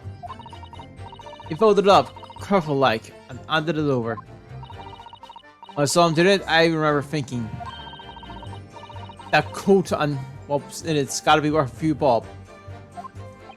Yes, Gina was sure that this must be worth more than Mr. Meg was suggesting, wasn't she? I remember her quibbling with him over the price that afternoon at the pawnbrokery. The driver looked pretty happy when McGillick flashed some brass in his face. You know, running off like a lick. Then the ball trucker called me and told me to come out from the drag's cabin. He threatened me not to snitch, not to say nothing to no one about what I've seen or heard. Hold it! Fred knew how exactly. He told me I only be able to scot for if I did exactly what he said, which includes giving false testimony in court 2 months ago. Yeah, that's it. And there was other thing he said, which was, he told me I have to hang on to the ticket from the shop and make sure not to lose it. Ticket? Well, I never. Said that if he didn't show up to get the ticket off me before 2 months pass, they have to go to the pawn shop and pay the money to keep it in the log to stop it from being forfeited. He left me with some brass to pay for it. But really, why on earth would Mr. McGilly had done such a thing? Depositing his overcoat with the pawnbrokery before he arrived at the police makes no sense at all. That would seem to be only one logical explanation, my lord. But McGillick had the driver deposit at the Bundy Banks was something he didn't want the police to see. Something very important that he needed to hide at all costs. Anyway, after that, he let me go. I liked it before the copper showed up. Well done, Gina. Can't be easy to tell the truth like that. Gina really puts a faith in you, Bruno. Yes, and the hiker. She'll have to face the charge of the perjury once the trial's over.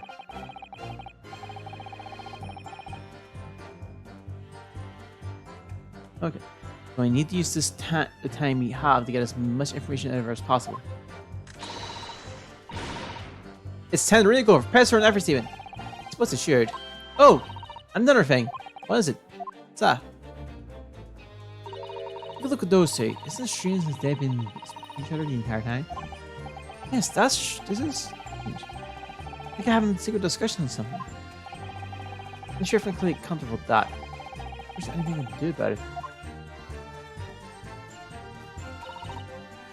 Hold it!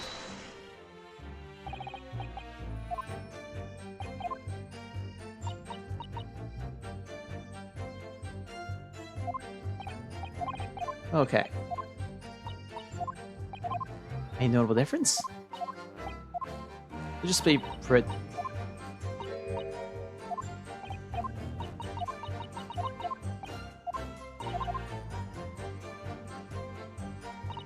Hold it! Okay.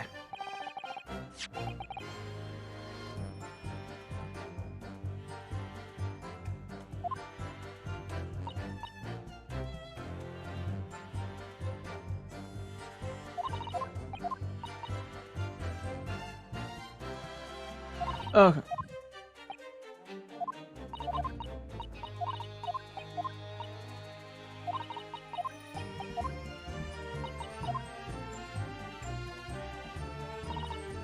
Hold it!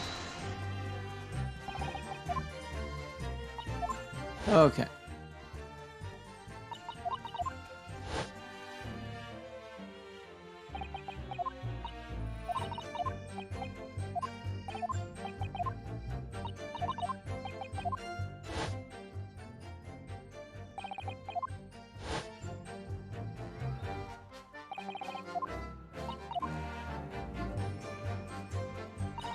Hold it! Oh.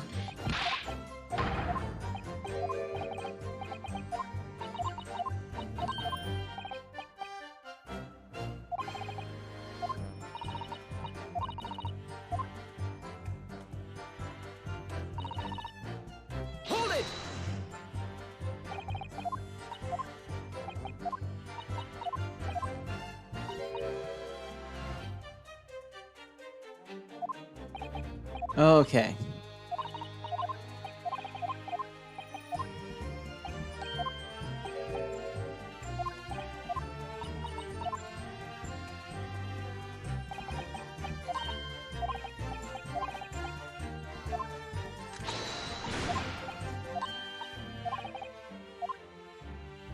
Hmm.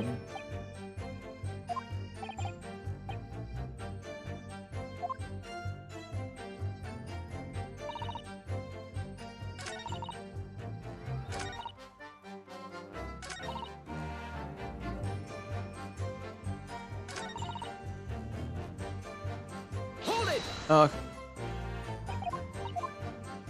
I'm gonna.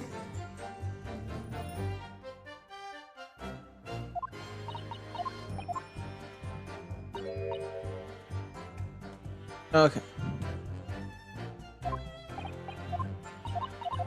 I can need to do something on that fourth statement.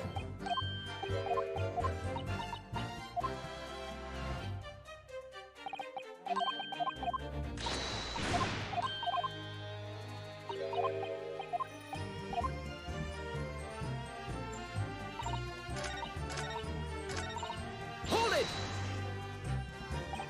Okay.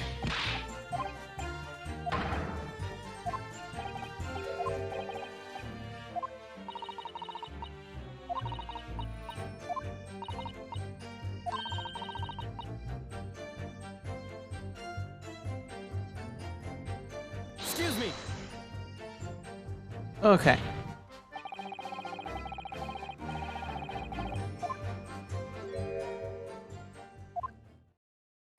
Inspector, Mr. Graydon! What? Oh, blimey! Trying to give me a heart attack? You've been whispering to each other for quite some time now. Tell us, what's this discussion about? Discussion? With this fella? Hold the other one, Sunshine. You think I've got anything to talk about with this shitty gent like this? And I have nothing to say to this uncouth detective after you deprived me of the disc that was rightfully mine.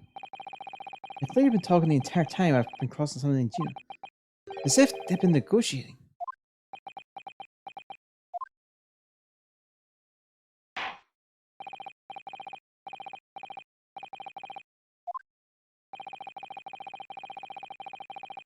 Oh, right, sorry. Thank you, appreciate it. Thank you, Council. I've heard enough.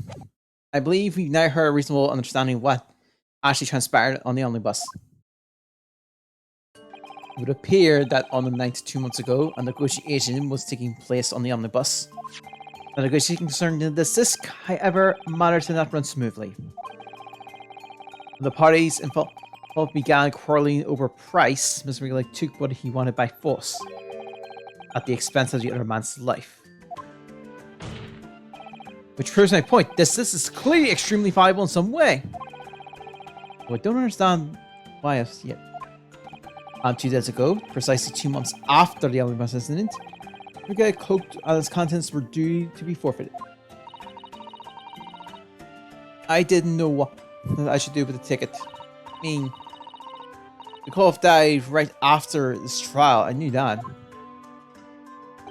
So you said you would try to claim the article as your own. But why not, eh? They were going to be forfeited. Why shouldn't I have gotten them? Anyway, you can't blame me for thinking about it. Thinking ain't no crime. It's not trade. It would appear Mr. McGillig was prepared to kill in order to take possession of this disc. Do you know why that would be? Eh? Yeah, I ain't got a clue. But I reckon it was worth a fair bit of bra. He probably was going to sell it. And you can't blame me for thinking that. Thinking ain't no crime. Malone! The evidence of your lawsuit request has been located and is ready for court inspection, sir.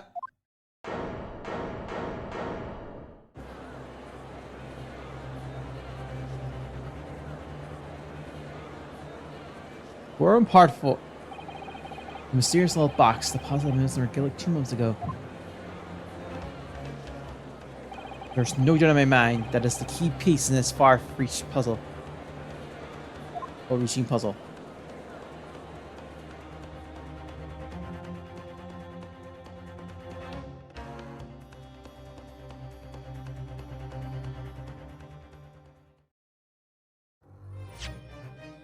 Okay.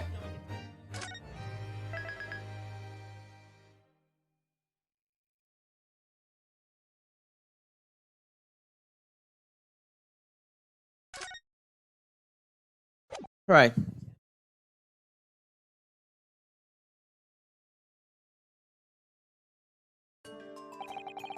So this is the article in question, is it? The small box deposited by Bromberg Ravens 2 months ago. And on the night of Mr. Windybank's murder, the only item on the shelves that was touched by whoever broke into the shop. Quick, quick, let's open it and see what's inside.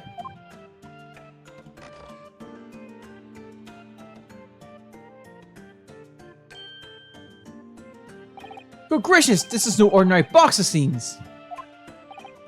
Wow. Although in truth, I had an inkling that might be the case.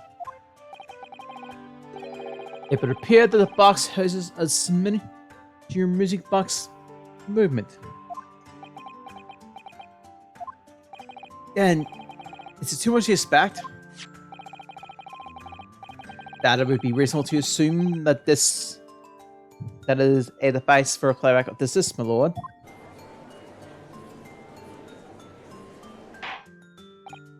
So here we have the means to play back Mr. McGillick's disc. The positive ones are only bang as much at the same time. So we have the means to play back Mr. McGillick's disc. The positive ones are bang as much at the same time. Not strictly correct, my lord. It was not Mr. McGillick's disc. It was the disc of the victim in the omnibus. It was the disc of his victim in the omnibus. Why, for heaven's sake? Are we to understand that the brickmaker was trying to sell this music about this to Mr. McGillick?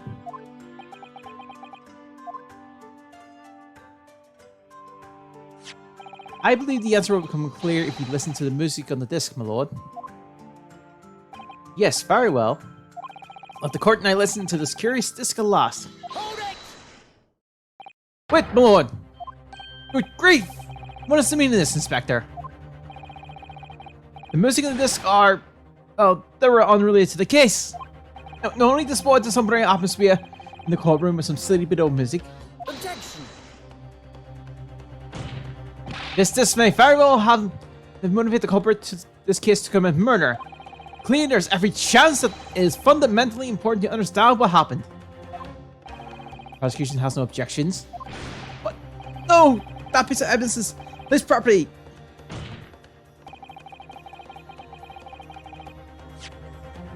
Wait, no, you can't. Clearly, Scotland Yard has some vested interest here. But it is policy of this prosecution to leave no avenues unexplored. And you, Inspector, have no jurisdiction here to prevent that from happening. Arrgh! No further delays, please. Lay the disc.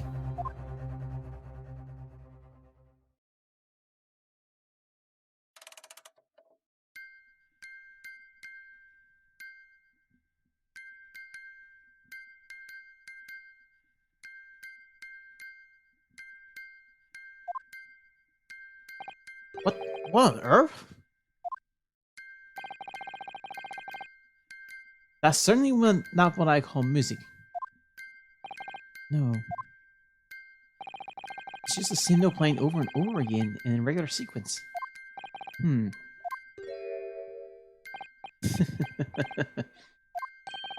Graydon? This really is priceless. After all that, the music box is broken. Broken? It can't be, can it? Well, obviously, in fact, I wouldn't be surprised if the officer sends to fetch it didn't drop it on the way back to the courtroom. Well, with much regards, I feel the court must accept this music box offering for as little ways to lose. Are you ready to move on, Counsel? On. It's alright. I'll say. As though it's completely broken, but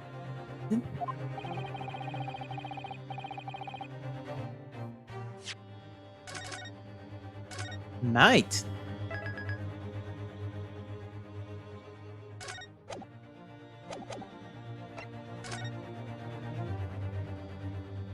I believe it could be relevant, my lord. Good lord, but how could it be? It's an abomination council. More noise. Ability how can have any meaning whatsoever. It does sound strange, I agree. But there's one thing bothering me. While Grayson stands there chirping victoriously, the inspector beside him is rather telling an expression on his face. As if Grayson recognized the sound. As if he's familiar with it somehow. And that's making him appear extremely on edge. If that's the sense of defense, my Japanese friend, answer me this. Oh.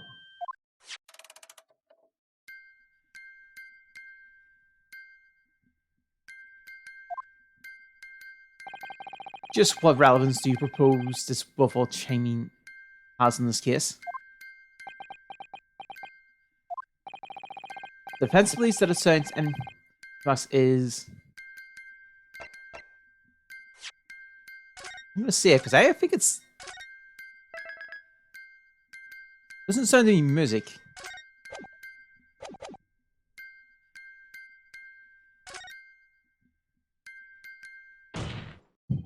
Just because this is a music box, it doesn't necessarily mean the sounds we're hearing are music. Look at that. The smile flies from Grayson's lips as soon as I said it. I'm on the right lines here. Must be. Making deductions based on how people react and to what you say. You're acting just like Huey! Bruno. Objection! Sound you're hearing aren't necessarily music. Well, now that you told us what they are not, I'm sure the Court would like to hear what they are. Do lend us, my Japanese friend. Well, surely you have an idea in mind, because if not, it will be the death of your ill-formed argument. Exactly. The music box is clearly broken. Refusing to accept that fact is pure foolishness. They got me. I don't know what the answer is. Yet. Bruno? Bruno? I just examined the music box very thoroughly. And I'm very certain that it's not broken at all. Really? Really? The way it's been made, it can only produce a single note anyway. Thank you, Iris.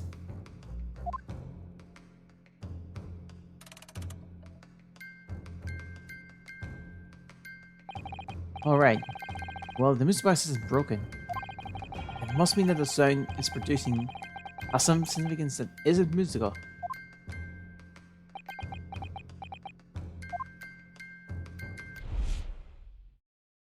Ah! Could it be? Is that what these sounds are? Something just struck me, Bruno. Feels like recently, in the past few hours even. I've been hearing another sound, very much like this one. This music box makes. Yes, it's a familiar sound. Actually, Iris, I was just making the exact same thing. I'm going to have to press the defense for an answer. If you're certain of the that sound produced by this music box is not in fact music at all, then what the devil is a council? All the evidence we've seen so far, all testimony we've heard, is pointing to one single answer now. The prosecution demands that I learn the Poniferent present proof now, and I'm going to say.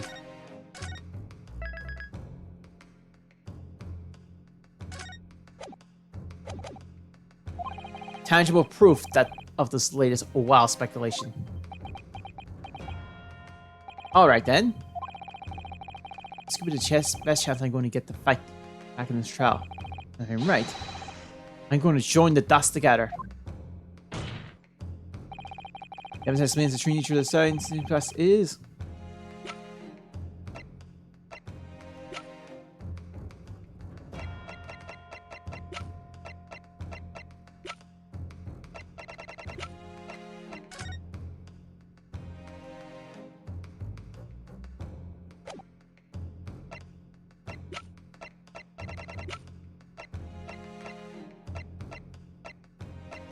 What is it?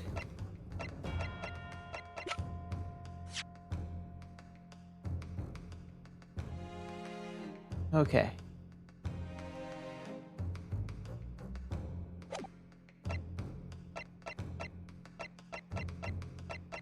Oh! Take that! I get it! Nice paper pencil. What? I was such a blind part of my mind. It's like, because I've heard before as well, and I'm trying to figure where. The headline is Pawnbrokers Perish in Pickpockets Plunder.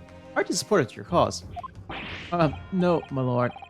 I was hoping you look a bit further down the page. Further down? Ministry Mall. Classified secrets may have been leaked overseas for Ministry of Justice. Yes, that's a very serious matter. Being investigated by at the Haslow, I understand. I have heard of that international transmissions among support the secure lines are somehow being intercepted. Are leaked to various other countries. I'm understanding these transmissions are a form of wire telegrams. Of course. Juror number 5, your input, please. What's up? Oh, me, sir? Whatever is the matter? You told the corporate folks that you worked in the same communication station as Mr. Graydon, did you not? Yes, that's correct.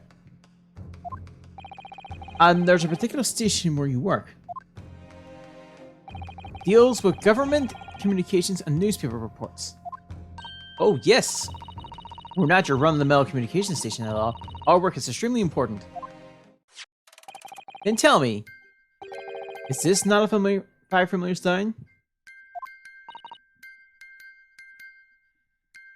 Oh my god, it actually is!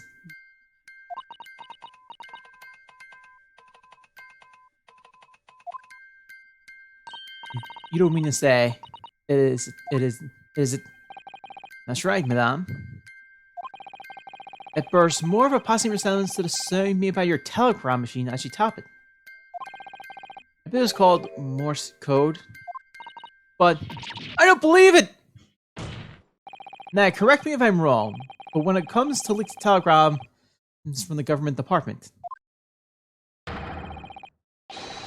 there could be no one more perfectly placed than the highest scale communications officer. Are you suggesting that the music box disc contains stolen government secrets in Morse code? Order! Order! Please, everyone, order! This is high treason, Council. The serving of capital punishment. Too much new vocabulary. What is this treason and what is capital punishment? The sorts of words I have expect you to know.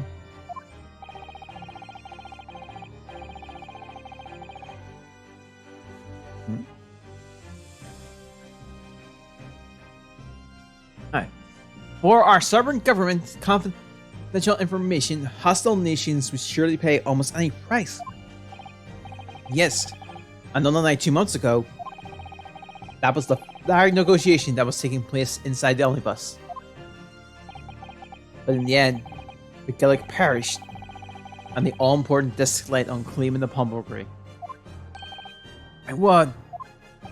In which case, whoever stole that information in the first place must surely have been beside himself with worry.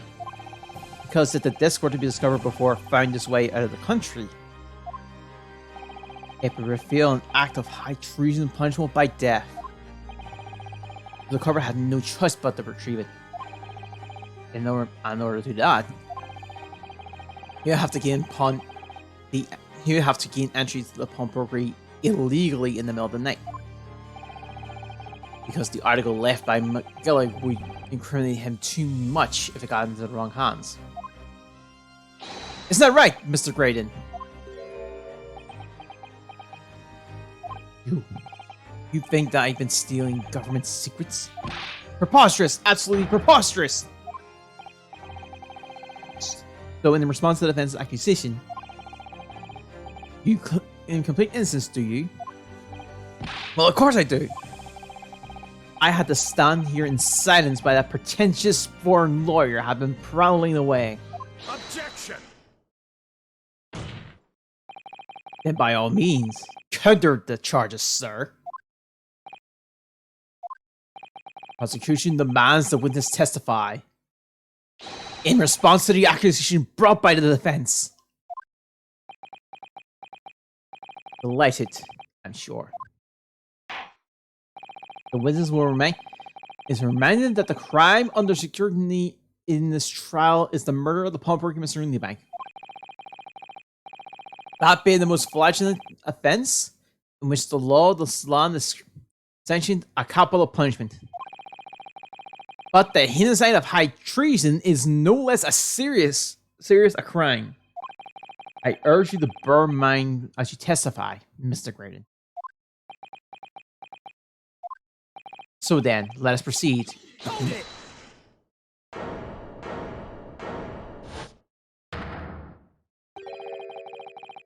You gotta let us have a rabbit and them poor guy, Governor. We got things to say. Beg your pardon? Who do you think you are? The name's not Skullduggeon. Occupation is professional body. It's Ringo Skullduggeon. But we ain't body enough to sell our motherland. That's right. We what they call the Free Skullduggeon Brothers.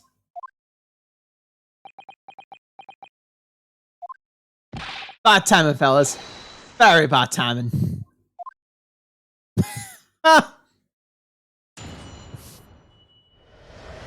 Braden's counter. A mere communications officer couldn't possibly steal confidential government information.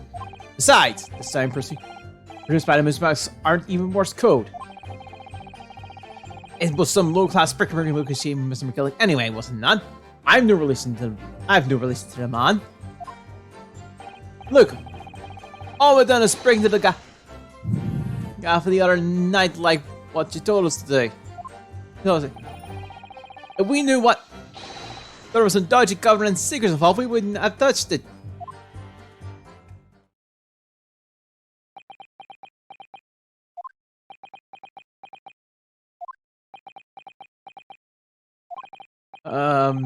Mr. Skullduggeon?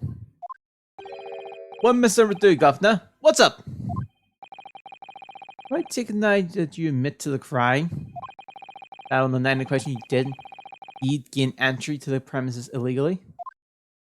Moreover, you did so as a party of free in collaboration with Mr. Graydon here?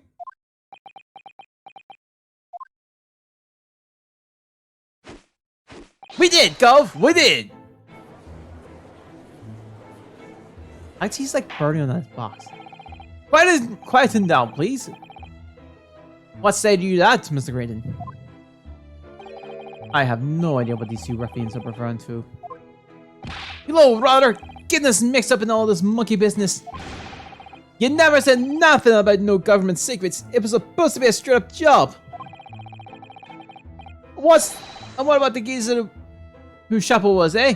Poor old bloke didn't have to die, did he? Ugh. Nice to know who your friends are. Whatever these men say, I deny the accusation. Indeed. Well, I certainly wasn't expecting this music box to become so significant in the proceedings. However, as it is, I will admit it to the court. As it has, I will admit it to court record as evidence. You have a music box.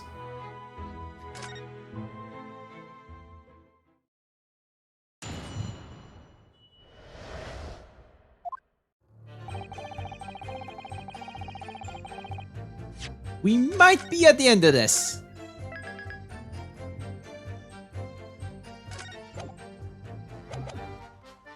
Okay. So is this newspaper headline accurate? Government communications are being intercepted? How could I possibly know? What do you mean by that? Any important government communications are handled by high-level officers, by specialists. General members of the staff in the station where I work would never be entrusted with sensitive information. Oh no, stop! Must say something, stop! Let me guess. Journal number 5? We regularly communicate station officers aren't as lowly as you're being led to believe. A team of us are responsible for setting up and testing telegraphs by newspaper ministry. I'm Mr. Graydon is team leader. That's fascinating. Grayson is a highly skilled operator staff, currently in presence of idle staff. So you had access to the equipment used for these communication stops. Confidential communications, Mr. Graydon. Well, what of it? The transmissions are always made behind closed doors so they can't be heard. And in any case, all messages are sent encryptedly. No employees couldn't possibly understand them. Oh no, stop! Must say something, stop. Mr. Graydon regularly attends meetings with ministry technicians and ministry communications team. He assists them in ensuring that there are no errors in important international communications. And he receives top prize for a cipher cracking convention in 5 years in a row now. That's fascinating. I just love the face of he's being like, got up, no. Grayson is a high school operator staff, currently being president of file stop. Well, your idol would appreciate it if you keep your mouth shut. You should really pick our idols more carefully. I tell you, this lawyer's actions are completely unfounded. The sound preservers aren't even Morse code. They're not? Anyone with a brain that would be blatantly apparent on listening to the music box for even a few seconds. Of course, of course. Surely it can't be that my learned friend is unfamiliar with Morse code. Ouch. You look extremely shocked at my ignorance. Ha ha ha. Oh, I've been more than happy to demonstrate the basis to you, sir. A lesson? Here in court? Morse code is a continuous series of 2 distinct tones. Don't you say? Yes, sir. That? Long dash. I committed to the days you construct letters. I see. For example, this is A. And this is B.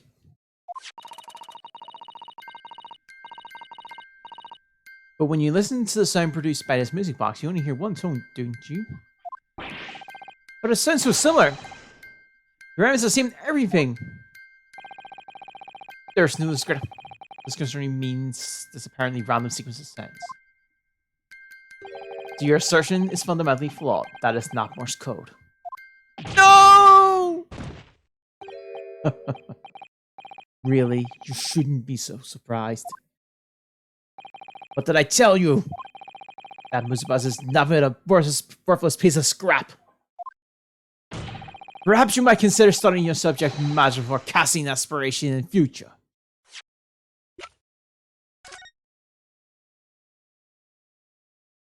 What the hell?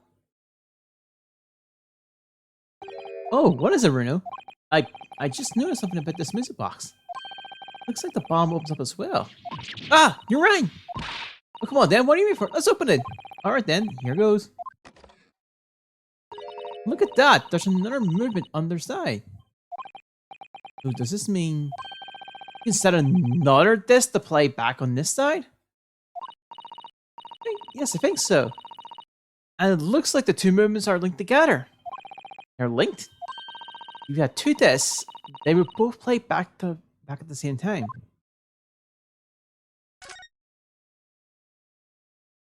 I would have thought there would be a second movement in the other side of the box. And this movement is like the other one. The cone teams are the same length, are all the same length. So the movement is only produce a single tune like the other one. Yes, it must do. Except the length of the two cones isn't the same. So the single tone produced by this movement will be different from the single tone we've already heard. What? Basically, one movement can produce only a single note, but the notes they produce are different. A music box can only play two notes.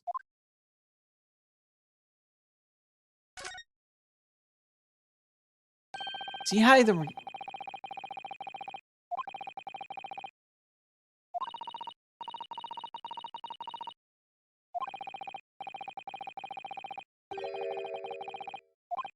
okay.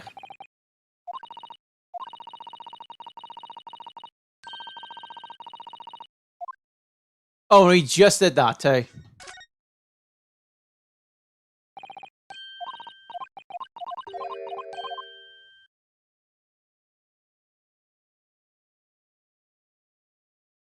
Anything else? Nope. We are good. Ugh, stop. Nothing to say, but stop. Oh, it's so frustrating, isn't it? Iris? I mean, if the government secrets were somehow being leaked using the music box, so many other things would slot so into place so nicely. Would still be something I haven't considered. It would really be impossible to use the space box so high.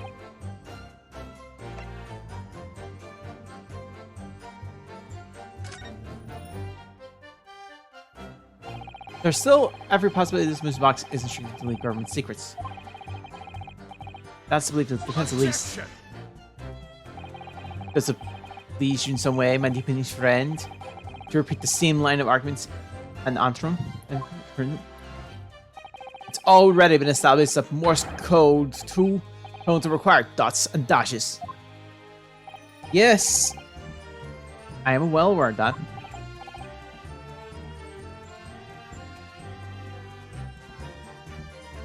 Okay. Then what? Well, it would appear the defense has a hypothesis to put forward. You had better present your idea once, counsel. How do you propose to smooth about this, which appears to produce only a single tone? You use the cipher secret messages in the Morse code.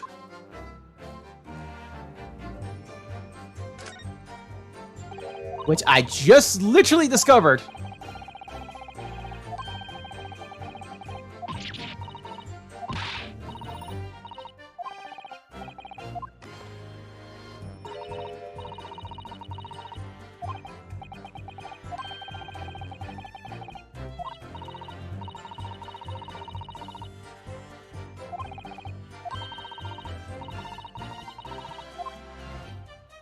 Got it!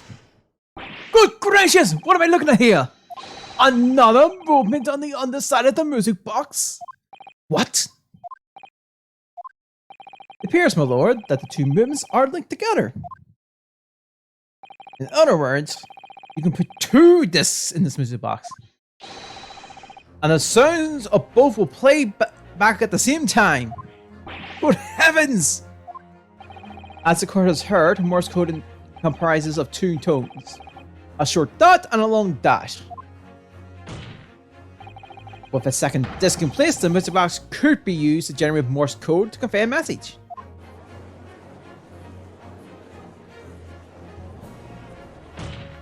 This is beyond a joke! I'm sorry? This poor user has absolutely no evidence to support his claim. Though, of course, if my learned friend was able to present the court with a second music disc, it would be another matter. Well, crap. We only have the one. Do we? Oh, this is gone! It was part of the music box.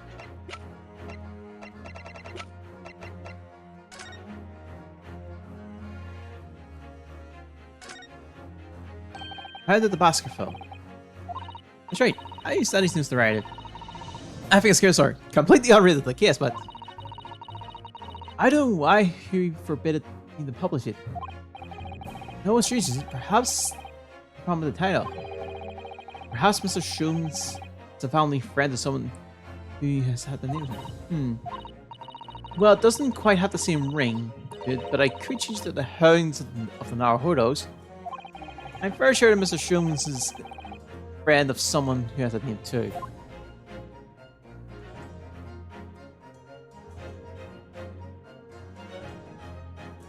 My immediate thought that maybe the Hounds of the Baskerville had it. Everything else, we don't have. Oh no, that we did still have this.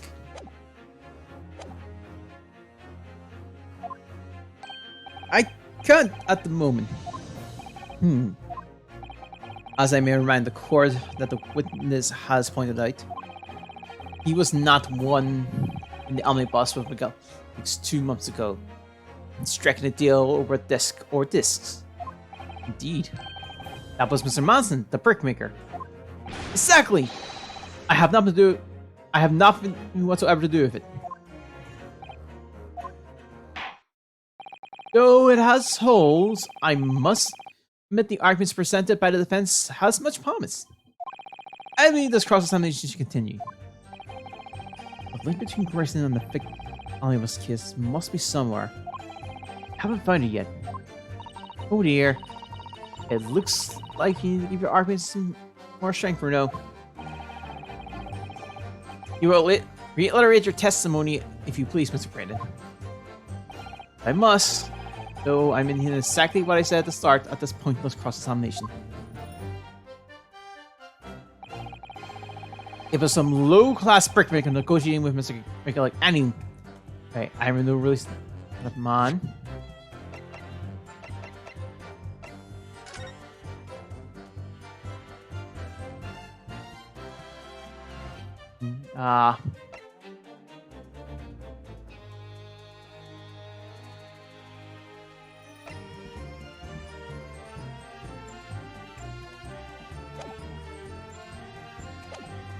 No. So 2 months ago on that omnibus, Mr. McGill killed the brickmaker and stole the disc. So Mazin was a single mom with almost nothing to his name. It seems he lived in an artisan quarter some years ago, but people don't remember little about it. It doesn't make sense. It doesn't make much sense to, does it? How would a humble brickmaker come to acquire secret government information? Oh, indeed. There must have been somebody else involved behind the scenes in all this. Somebody who acquired this and gave it to Mr. Manson. In order to take it to the meeting with McGillick and negotiate a deal. Dear me. You may have it in for me, sir, but I assure you, I have far more class than that. Brickmaker from the arson quarter and this well-to-do communications office. Only I can find some evidence to link them two together.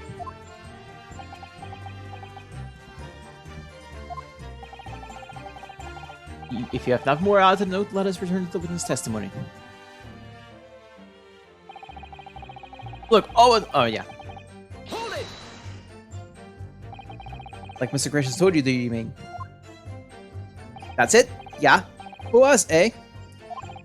Silly me thought it was just popping over for that after all them years. But the rotten dodgy for us. Hey, Ash?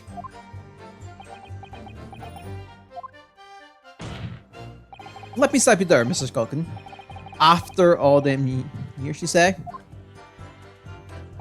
You mean to tell me that Mr. Grayson is an acquaintance of yours? Well, that's just what kind of bad is, you know? Sure, let's say Grayson had friends in China. Excuse me. Is something wrong, Mr. Culkin? Eh? No, the other Mr. Culkin. What? Who? Me? When your brother testified just now, you said something seemed how she'd react. Oh, I was just remembering the old days, that's all. You used to have a right old laugh to get her right back when. You got her? Because the rating, you mean?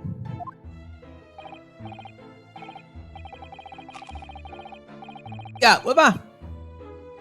Actually, I mean, you look at Amma. You got a night. It's fancy whistle. Some flight. On your wooden Adam and leave it. But when he was younger, it was from the poor parts of the town, just like us. Is that so? But it was always a living one. Every brands, he had the brand, he had the savvy. Always kind of a smart. I think it is like what would never have gone right. God bless. Ain't that the truth? Remember, milk has gone his milk run. That was a corker, eh? Save it until after the trial. You reminiscing has no place in this courtroom. And neither does your fruit. Oi! The geezer asked us a question, didn't he? We was answering. Yeah, we ain't done nothing wrong. Nevertheless, the court is not prepared to accompany you on your trip down memory lane. Pencil, can we turn attentions back to the testimony, please? Oh no, did that Stephen story be rather so high? Add it to the testimony! My lord! Yes, Pencil? The brothers last Stephen sent the mental statement. Colonel, fire information related to this case. Very well, Pencil. I will permit these brothers to supplement their testimony with detail. Briefly, I hasten to add. Say no more. The skulking never skulking. Milton and Skulkin Smoker. Oh, those were the days. Hold it! I'm sure I'm going to regret asking, but what exactly is that? Some sort of business? It's just a little scheme we had from back when we was youngsters. A bit of fun, really. Delivering fresh milk to the locals. That was what it was all about. That sounds alarmingly legitimate. Must be a catch. I suppose since we're here, I should ask them to elaborate, but on what? Business Liam, maybe. So the business was just a bit of fun, you say? And it was just yourselves and Mr. Grayson involved? Yeah, that's it. Milton Skulkin Smokeroom, was it? Yeah, that's it. And where did the Milton part come from? Milverton. Oh, right. A clever call like you, Hold it! I thought a clever clog like you have worked it out. That is, hold it. Enough of this. How much longer are we expected to listen to this story? Objection! Damn it!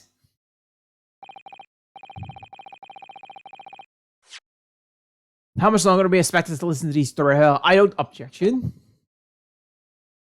Let me guess. You don't accept any of the two witnesses are saying.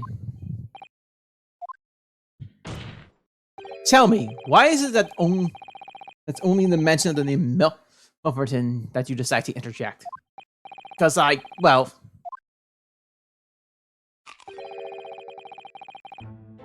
ain't where the apples of Oldman's that one came from. Yeah, this old man was struggling for money so much. His wife walked out on him. He took the name Great Ace then. But Ash will always be Milverton to us. Milverton.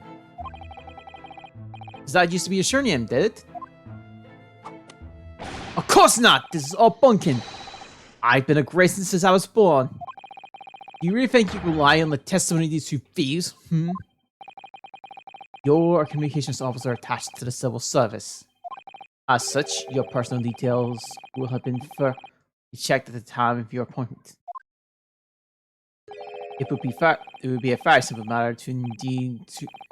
Sorry, it would be a far simple matter indeed to subpoena these records, Mister Raydon. Well, it would appear that Mr. and Mrs. Skulkin's testimony has been reliable. For once. You're born actually Melverton then. Is that correct? Very well, yes. Ashley Grayton was once Ashley Melverton. That information could change things. And could turn out to be extremely important.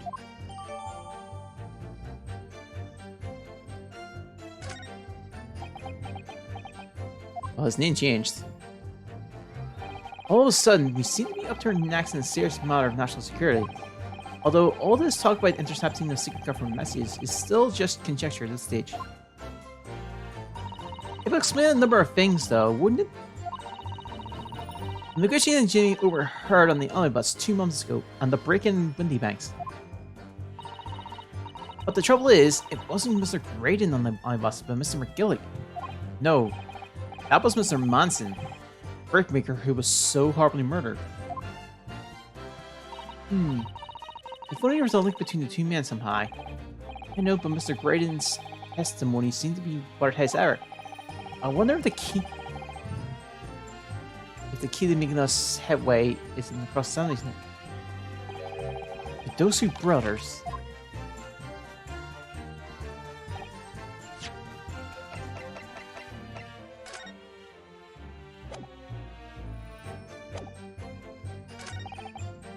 Okay. I think because we had the name change as well, this is becoming viable.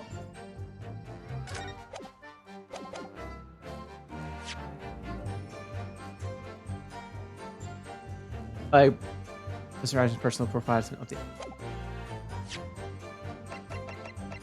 Objection! Mr. Ashley Milverton. Tell me, why do you try to hide your former name from the court? Because I haven't gone by that name for years. It means nothing to me. No, I don't think that's the right explanation at all. The truth is, you had a reason to hide that name. Explain yourself, please, counsel. I have here the notes from the omnibus case, my lord. And as we all know, the victim, the man we now understand to be negotiating with McGillick. Yes, Mr. Manson, the brickmaker. That's right. Only Manson wasn't his name at all. It was his given name. His full name was Mason Milverton. No. Milverton? Do you mean to say, Saints alive! Mr. Ashley Milverton, is it not the case that the bricker Mr. Manson Milverton was your father? I don't... As I believe I mentioned earlier, your family's history would have been thoroughly checked when you joined the civil service. And it really would take no time at all for the court to subpoena those records. The truth is that you've been illegally acquiring highly confidential government information and selling it on McGillick's in collaboration with your father. Ah!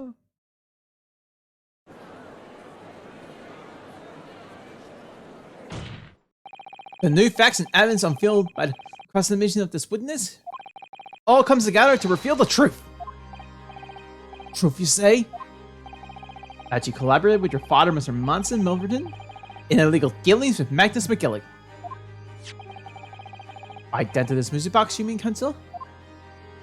Yes, stealing information being sent to the in secret government communications and sent it to McGillick.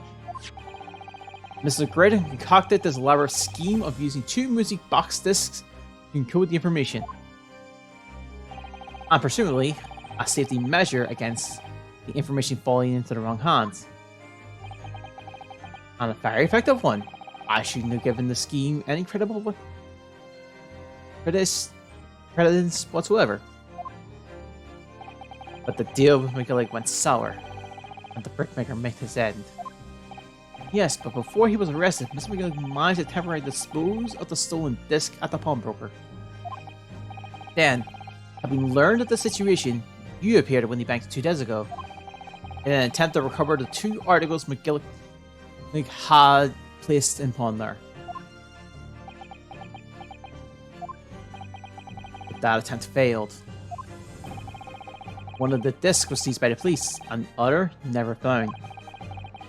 So that same night, you enlisted the help of the Skulkin brothers and broke into the pub. This time, determined to recover the second disc. Are you suggesting that the second disc was inside this music box? Eh? We never knew nothing about that. On the night of Mr. Windybank was killed,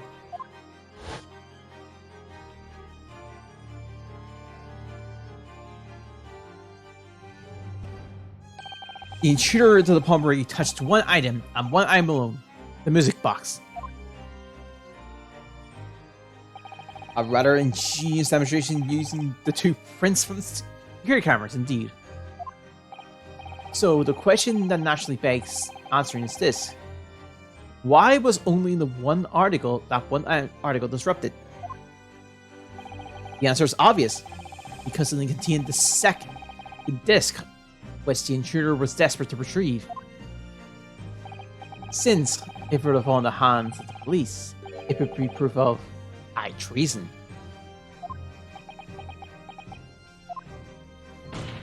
Well, Mr. Graydon, do you deny that all of this actually began on that fateful night 2 months ago?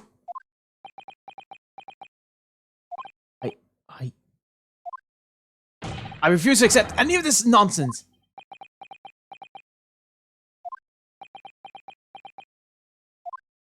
Sir, there appears to be blood seeping through the sleeves of your jacket. What? Ah! Minutes ago, we knew that 3 shots were fired at the scene of the crime in Moneybank's pawnbrokery. One took the life of the pawnbroker himself. One struck the pouch of Mr. Sholmes' waist. And the final bullet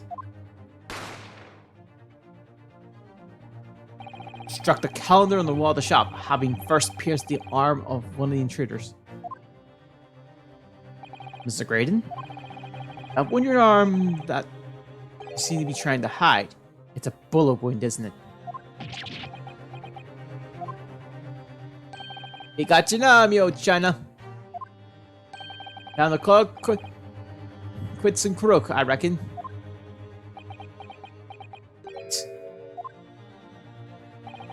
Don't deny my presence there under any circumstances whatsoever. Those are my terms. Were my terms, remember? And I paid you handsomely to comply. Clearly I was a fool to think that I could trust some cabin back some thieves. Fine, I admit it. I was there when the banks that night. I paid this pair 10 guineas. Needs to accompany me. As you notice, I sustained an injury in the course of my adventure.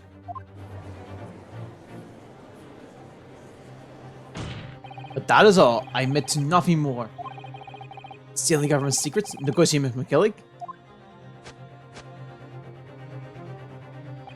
As God is my witness, I recall nothing of the sort. Not going to go down with a fight. Not until I can show him hard evidence, I suppose. Nevertheless, the defense denies salvage a crucial fact. Which is... Well, we know that one bullet was fired from each of the 2 firearms we have in evidence. The bullet from the Skull Converter's gun hit the pouch of Mr. Sholmes' waist. And the bullet from Mr. Windybank's gun clearly must have been the one that caught Mr. Grayson in the arm. Indeed it must. We can rule like that possible that the man shot himself. And that leads us to only one conclusion. Mr. Windybank was shot by a third gun.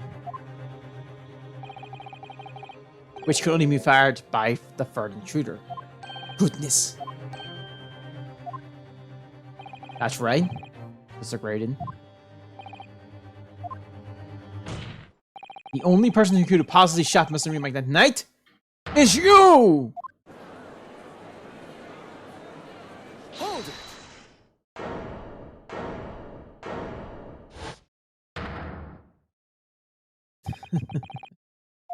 You little upstart. You made a grave mistake when you summoned me here. What? What's that supposed to mean? Yes, as you're right to say, I was there at the pawnbrokery. I did my best to hide the fact, naturally. I have no intention of ruining the distinguished career I built for myself as a communication station. At the communication station, sorry. But did the thought never cross your mind that you never considered the possibility? What? What do you mean? What thought? What possibility? Possibility that if I was there at the scene, I may have witnessed a crucial moment. See, that makes me a key witness in this case. And I have my thumbs cleanly around the neck of your client. What? Are you suggesting I saw the very moment the pickpocket girl pointed the gun at poor defenseless pawnbroker and shot him? What?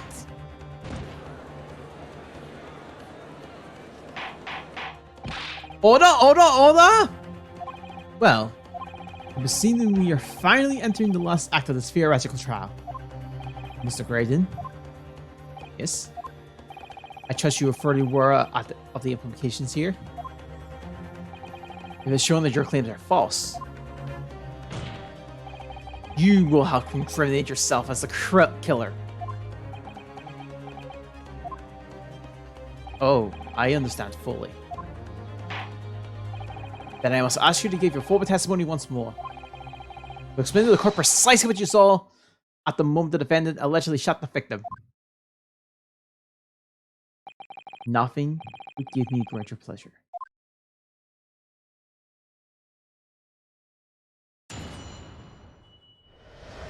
The moment of the shooting. But these ruffians were jousting at the broker. I was near the entrance to the shop. When they went through Nash over the counter, I felt a sharp pain in my arm. I pursued the man before he shut himself in the door. I could see him through the peephole of the door, though. The accused, in the black coat, shot the man in the back when he was trying to flee safely. I saw blood splatter over the wretched girl. Then she has a gun. Other people, so I picked it up and made my escape. Gracious, this is quite extraordinary testimony. You claim, sir, under oath, to have clearly seen the defendant pull the trigger. Order! It wasn't my intention to testify this way. But neither is it my intention to be found guilty of a murder I didn't commit. So you see, my hands were forced. I tell the truth now as an act of self-preservation. Truth? Until now, the prosecution was completely unaware of these details. Yes, well, sorry about that. Having shot me in the arm, the pawnbroker was then shot in the back by the accused. As I said, she was shoved, covered in blood. You said the blood splattered over the accused's coat. Are you sure on that point? Oh yes, quite sure. All over the black overcoat the girl was wearing at the time. Really?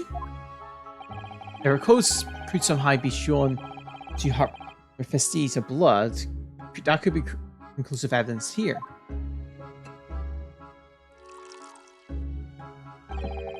Such an investigation is entirely possible, my lord. What? Only very recently, a German scientist has developed a technique to identify human blood. So here's the true science.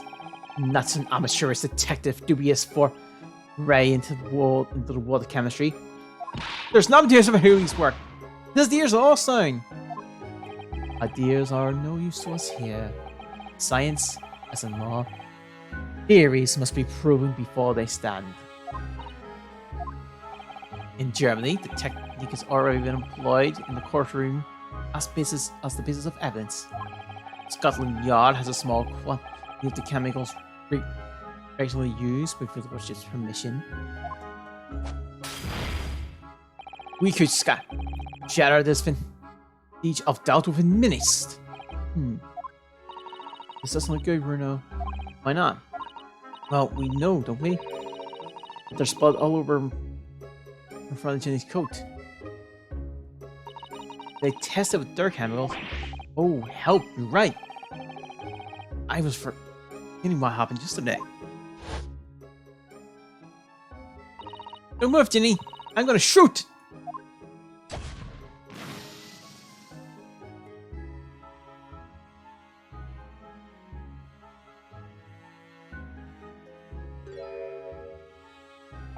But that's not Mr. Moneybank's blood. The stain is from 2 months ago. That's Mr. Monson's blood from when he was stabbed by Wiggly, who was wearing the coat at the time. My lord, the defense objects to the tests proposed by the prosecution. Overruled. Lord Francisque, make it so once. With pleasure, my lord. And while we wait for results, the defense may proceed with a close examination. Once they find blood on the overcoat. Do you know what we could tell? Yes, my lord! The cross-examination. Of course, my lord.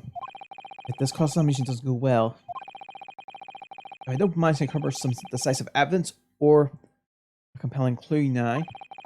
I have a very bad feeling about the outcome of this trial.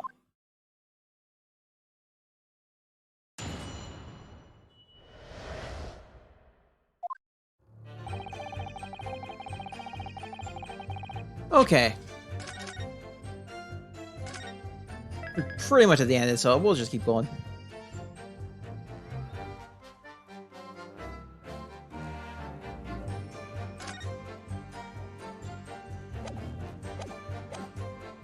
Hold it!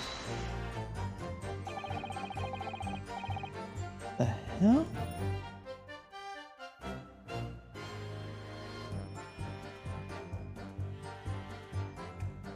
Okay. Mr. Remake emerged from the storm, I believe. Ringo and Nash were scanning the counter when he suddenly appeared and flew at them. He already had the revolver in hand. Fortunately, I wasn't too close. I'd never been so scared in all my life. Yeah, we were just regulars, minor burglars, that's all. We don't like violence. There's the power to carry the gun.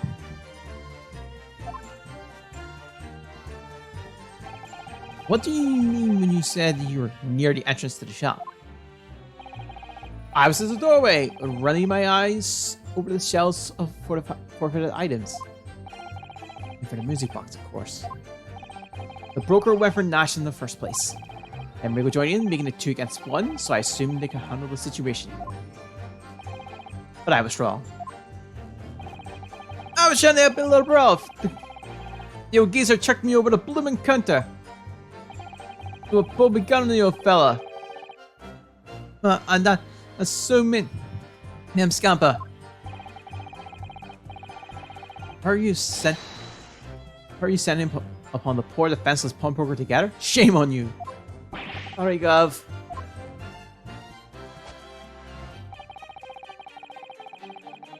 Hold it! Okay. You mean that the moment you were shot? Yes, though I didn't immediately realize what had happened, of course. Things crashed to the floor from the counter as 3 men were brawling. It was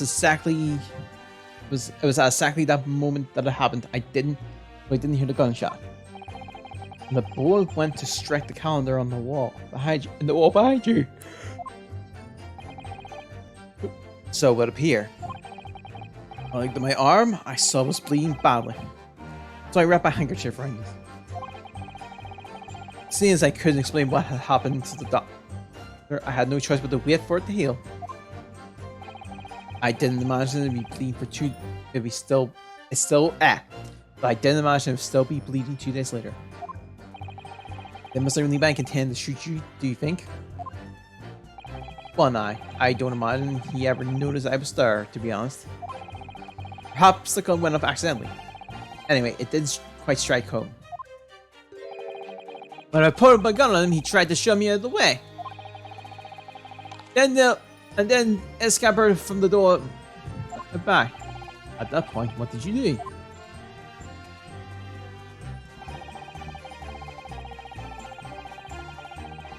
Hold it! You mean you chased after him? I don't recall the reason why, but I ran after him to the back of the shop. And then about this peephole in the door you mentioned. Well, unsurprisingly, the stone door is a solid job made of starched wood. There's a small opening and about a head high that lets you see what's there from the outside. Actually, I should know that. No? I looked for it myself that night.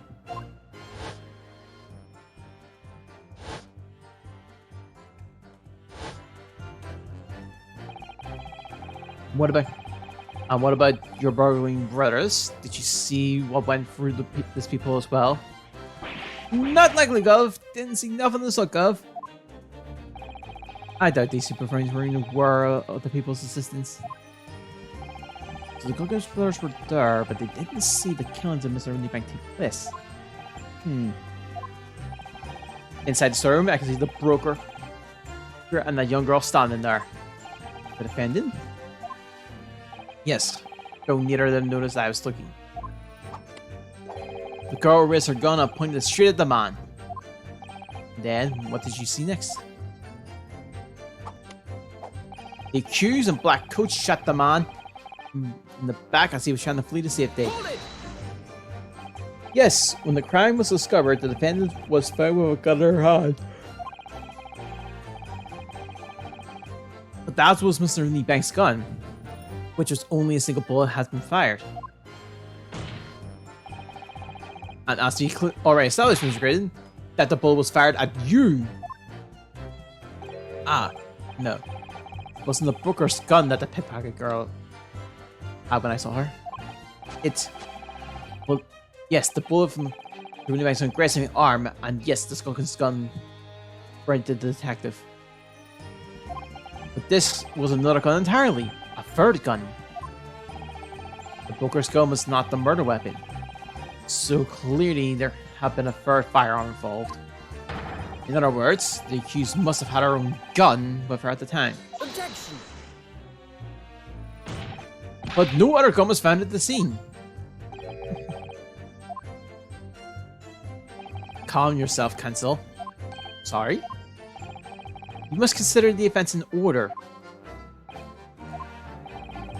At first, I saw the broker and the girl glaring at each other, and then all of a sudden, the broker turned to run. And it was at that moment that the little gutter rat shot him in the back. Chilling and not. Let me check, I must say.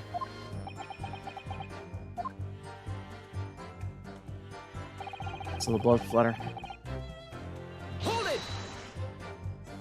All over her? Yes. For the pupil, I saw it clearly. Of course, the stains aren't visible nigh, up with the coat being such a dark color. But I assure you, the garden is sullied with the victim's blood. No, it is sullied with blood, that's for sure. It's not Mr. Windyback's blood, is it? No, that's right. Mr. Manson Milverton's blood from the stabbed him 2 months ago. It's so annoying. If only after Huey's chemical analysis, we could prove that. But they won't, so unfortunate. We can't use this evidence to support our case. Father. And she tossed the gun out of the people, so I picked it up and made my escape. Hold it! Did I hear correctly? She threw the gun out of the room? That's right. After the broker fell to the floor, she started walking over. Over where exactly? In the direction of the storm door, to where I was watching. Of course, I quickly retreated, and then the girl dropped the gun through the peephole onto the floor on my side of the door. Why on earth would she do such a thing? I couldn't tell you. Perhaps she was hoping to distance herself from the murder weapon. But thinking, I went to pick it up. And I suppose I was worried about leaving it there in case of any more tragedies took place.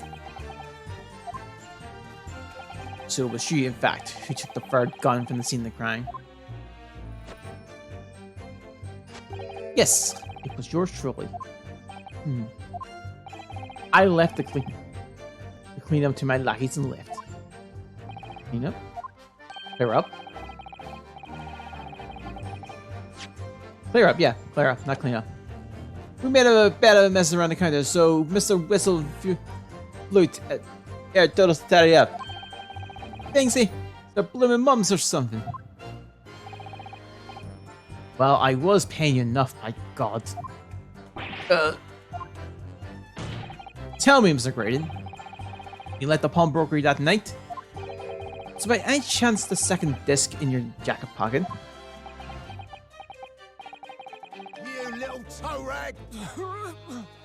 Oh, you're like a bull in a gate, don't you? Excuse me! Gentlemen! Ah!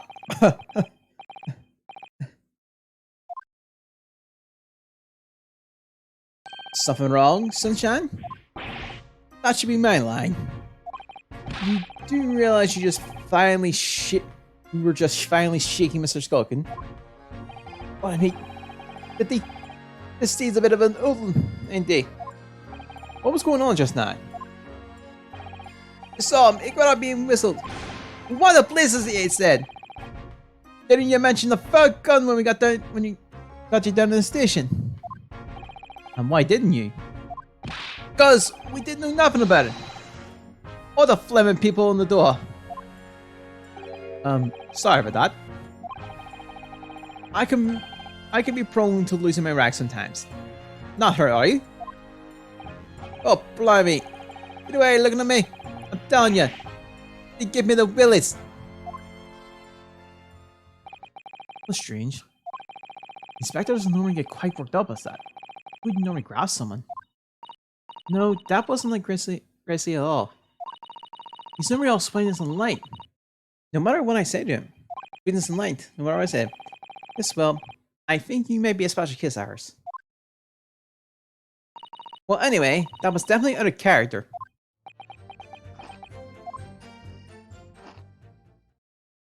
Malone! Requesting your officer's permission to interrupt this cross-examination. Explain yourself, officer. I have results tested and... Sorry, I have the results of the test that was ordered earlier, Malone. Ah, the blood. Over the accused's overcoat. Thank you, officer. Very well. Our examination is hereby temporarily suspended. I assume you have no objections, counsel? No, Malone.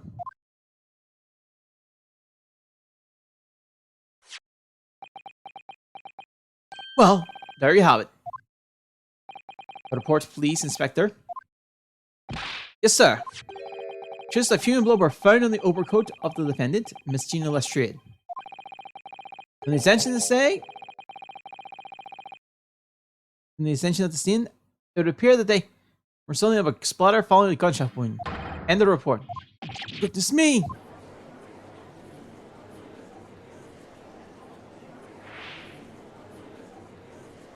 See? What did I tell you? What a spin. Objection! No, the blood on that coat is not Mr. Windybanks. What on earth makes you say that, counsel?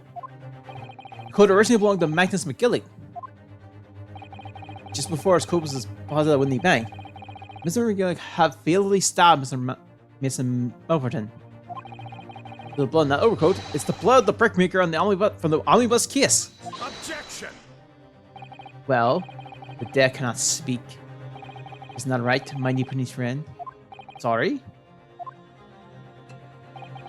2 months ago, in this very courtroom, did you not argue vigorously for McGillic's innocence? And yet, now that the man is dead, brand him a murderer. Your conduct shatters any shred of respect you may have earned yourself in this country. But that was... I call a bully disgrace. Treachery, that's what it is. How did I remember the blood from that overcoat is 2 months old or not? Even a stereoscope couldn't help answer to that. Gonna promise pallet? Not promise pallet. It can't be done. But we use Mr. Schuman's specialized form of chemical. Mr. Schuman's a detective, not a chemist. You put your faith in a chemical formula devised by me, for example, when I'm a communications officer. I held up Broski for starving boy, and he ran away crying. Sherlock Holmes is barely more than a figure of the public's imagination. His name carries no weight in this courtroom, no weight at all. How could you say that? Victory is sweet indeed. This proves that my testimony is the whole truth from start to finish. How do you arrive at such a conclusion, sir? As was said, the accused coat was splattered with the blood of the victim. Only way Mr. Grisman could have possibly known the fact is he saw it happen. In other words, his testimony is solid, and the conclusion is singular. It was the accused who shot the victim in this case. That is the whole truth. Arr! Malone! Been a long battle this one, but this old war horse has something to say, if you please. Mr. Foreman? At this moment, sir, the squadron has reached its final decision. Ready, men? All for now? Oh no? Sir! Guilty. Guilty. Guilty. Guilty. Guilty. Guilty.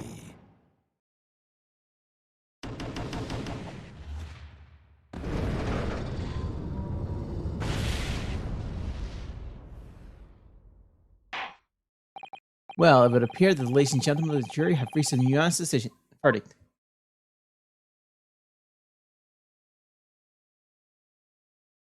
The defense has constantly failed to unpick this witness testimony. Here's to any attempts you may make at unpicking the jury's decision being equally successful. I don't believe it. After I've come so far, how is it all unraveling on me so fast?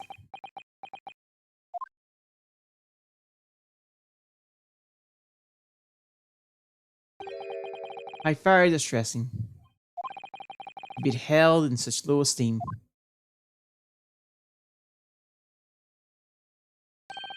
Wouldn't you agree, Mr. Naruhodo? Officer? You deliver the portraits tonight. That will be all, thank you. It occurs to me with some regulations, Mr. Naruhodo. That scientific truths are determined not by science, and other than the human mind. I know that voice. Am I going mad? Ah!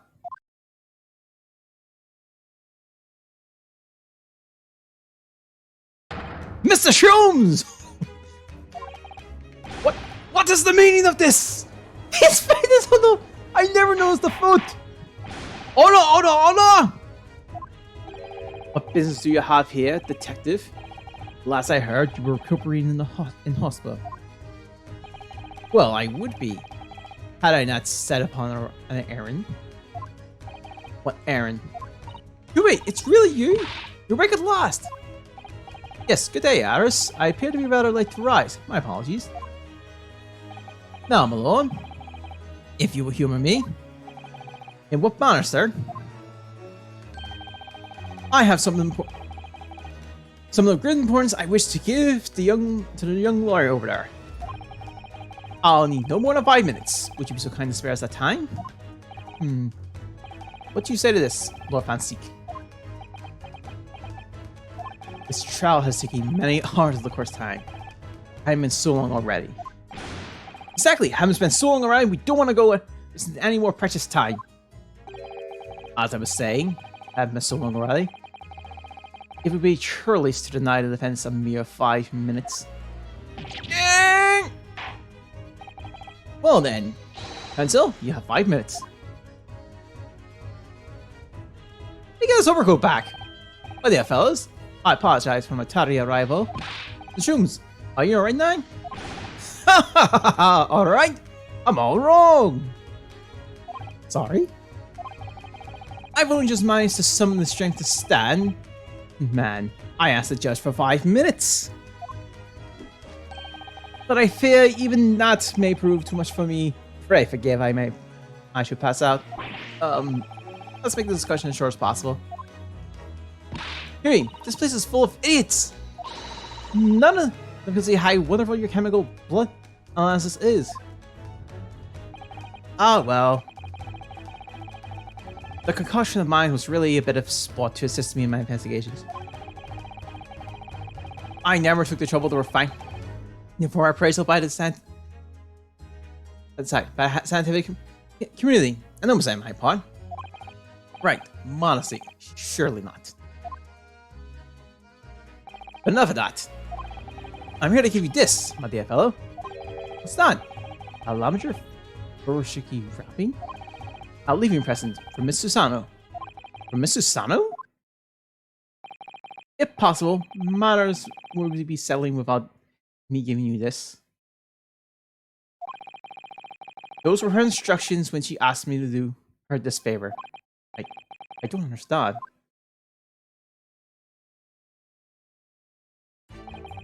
Miss Susano foresaw today's offense, I believe. She knew the culprit would attempt to escape justice by means both devious and underhand. And that you, Miss Underho, fighting fairly as you are wont to do, you find yourself in considerable peril. At this very moment of crisis, you were to be given this small parcel. At that very moment of crisis, you begin a small parcel. Those were the dear lady's instructions. Any presents from Susano-san? Ever could it be? What is this? Oh! It's the machine I'm in! Ah!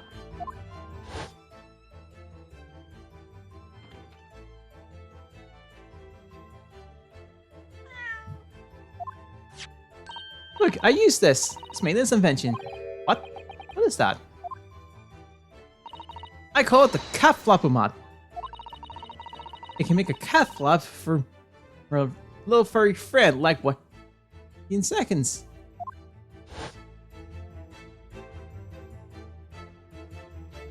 What's this she up to? Mrs. emailed the following words before she left. I'm a failure. I don't deserve to be judicial assistant. What? Didn't she say something like that? You really are the best judicial assistant in the world. Well, that's extremely flattering. But I'm sorry to say that I've been a complete failure. Whatever she mean by that, Mr. Sholmes? That night, when you left Funnybanks in pursuit of thieves,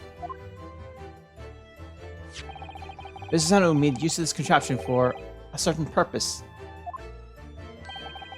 That is your answer, my dear fellow. Not cryptic at all. Not at all cryptic then. Just has on used this Kaflapomat that night. Why?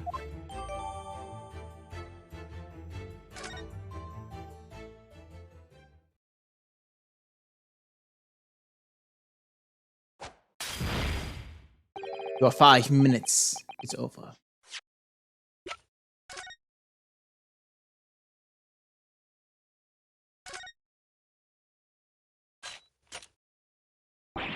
Oof, those fish's teeth look like they could rip for almost anything. They're good, aren't they? They're made of special alloy that developed for this job. The cutter it rotates 10 times per second, so it can grant any kind of door in no time. And what are those two parts up top there? Ah, those are for attaching hinges to sections of the door that could cut out. Right, of course. How can imagine this machine for power? It can make mincemeat of the top, even of the toughest doors. Sounds so charming and friendly when you said it was for, but I feel like the calf of him is that of a grim weapon of destruction. Michael High is so adorable. There's nothing I wouldn't do for him, even if help a deadly weapon.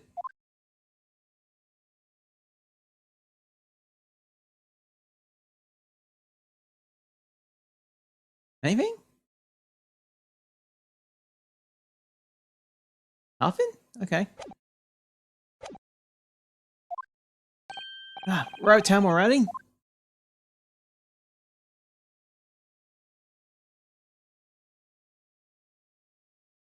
I'm grateful for you affording us this brief recess, Mr. Reaper. I need no thanks, Detective. After all, the die is cast. Is it really? Jurors are unanimous in their leanings. No doubt my learned friend will consider this examination. But any attempt to alter the verdict now would be utterly futile. I wonder. It's not our order. Yes? The rest is on you, dear fellow. What is your plan? What's that to me? I need to be careful here. I make the wrong move, the trial will end badly. No defense's requests? Oh.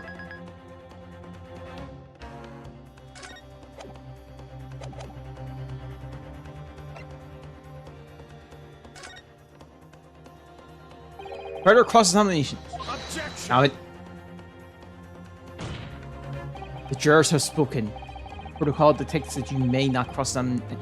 Nine. The defendant is not asking for the cross-examination of a new witness, rather to continue with one of the assisting witnesses. What? It would appear that a rather important detail has escaped your attention, Mr. Reaper. Malone!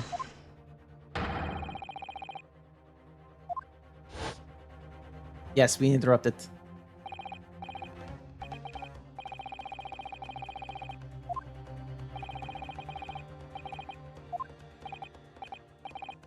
We've already gone right, so there's no point in repeating it. So nobody can say anything then. Everyone has to resume his cross-examination of Mr. Graydon. Court, obliges the alert. Yes, it's absurd.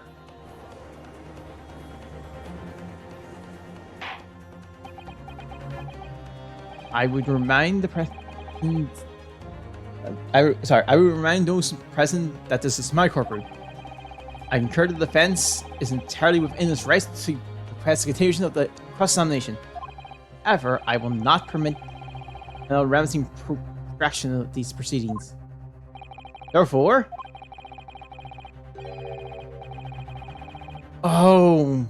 I have decided to afford the defense one final opportunity concluded in this cross-examination. Counsel, you must choose one statement in the witness testimony, and but one evidence to present to support your argument against them. A single chance to present evidence. If following that the statement remains unchanged, I shall move to your jurors. That clear, counsels? You will not press the witness any further, my lord. Yes, my lord. A single statement on a single piece of evidence. Most generous. Well then, Mr. Naruhodo.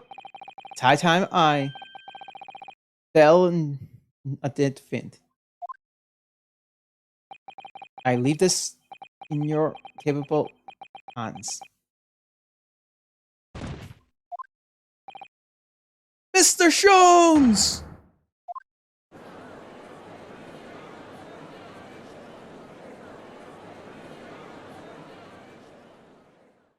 Is this part? Nope. We're going on. We'll go a little further. You stand so insolently before the court in a state of such high fever. Yet this man has extraordinary strength of mind, or an extraordinary lack of feelings. I imagine he's feeling very little now. The detective is sleeping soundly in one of the antechambers. Strike a man when he's down, why don't ya? Well done, counsel. Are you prepared?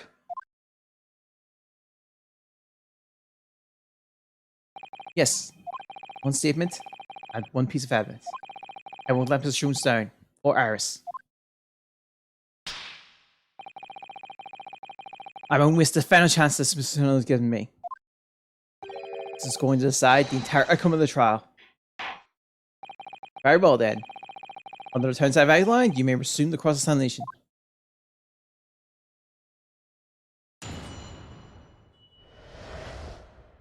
I'm going to shoot you again. We have new music!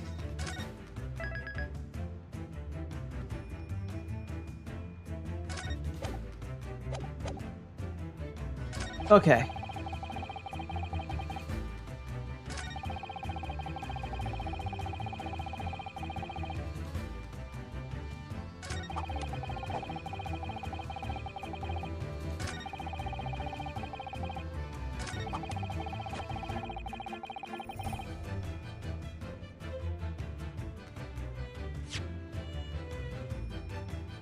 Zit.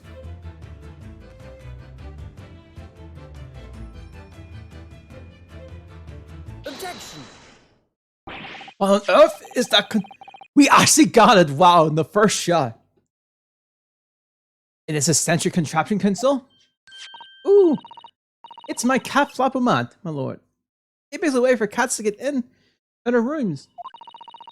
It cuts through any doors you can pick and make a little door in the middle of it. That's right, my lord. It is the device created for so-called cat flaps. Small doors for cats to come and go as they please. Without the opening have indoor and I'm sure we can all work that out for ourselves. Ah! But that cat-loving contraption has no possible relevance to the case. Oh really? Of course it doesn't. To start with, there was no cat flap in the pawnbroker's door. Not being the keeper of cats myself, I'm afraid I fail to see what this has to do with the modern hand. Perhaps it'll help if I describe its function in another way then. This contraption is able to create a peephole in any door you can imagine and practically you have it all. Pardon? A peephole, you say? 2 nights ago, we arrived in the scene only minutes after the murder might have taken place. That's right. According to the person in the yard, it was you, Japanese assistant, and Sholmes. Yes, the famous regatta. And it recently came to my attention that my assistant made use of this device at that time. Your assistant did what? There was a peephole in the storeroom door. I can attest to that. But when I looked for the peephole myself, in order to see what's inside the storeroom... This is ludicrous! What are you trying to say? Of course there was a peephole in the door. I said as much in my testimony. How else could I win this crime for pity's sake? Yes, I could you. What? Until? Kindly say what you mean. Alright, it's time. Strike the final blow.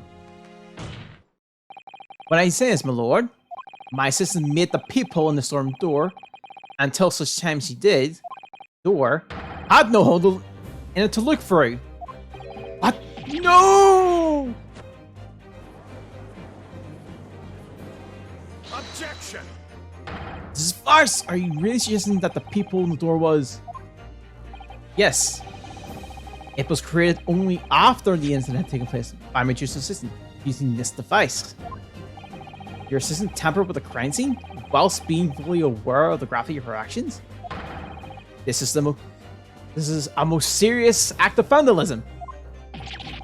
For which I humbly apologize, my lord. It was in a few minutes after I left the scene in order to pursue the Skulkin brothers and alert the police. Nevertheless, in light of this new information, it became apparent that Mr. Graydon's testimony is riddled with holes. Riddled with... Explain yourself, Counsel. The majority of Graydon's testimony that appears to incriminate the defendant is based upon a weakness through the people in the storeroom. Yes, that buffalo girl shooting the man in the back. However, at the time of the incident, the people did not assist in the door. There was no possible way that you could have ever seen what you claim to have seen. In short, your entire testimony is a pack of lies.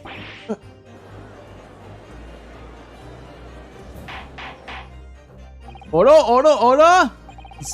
Is there any credentials to this in this revelation? Objection!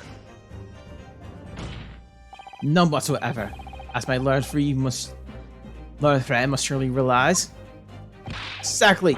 This is just some cheap trap. Discredit me. I'm afraid not, sir. Of course it is. Do you seriously expect people to believe that play means can cut through a sodden wooden door? Oh yes, I just think very powerful. It can cut through even the toughest of doors. That's absurd. I don't believe it for a second.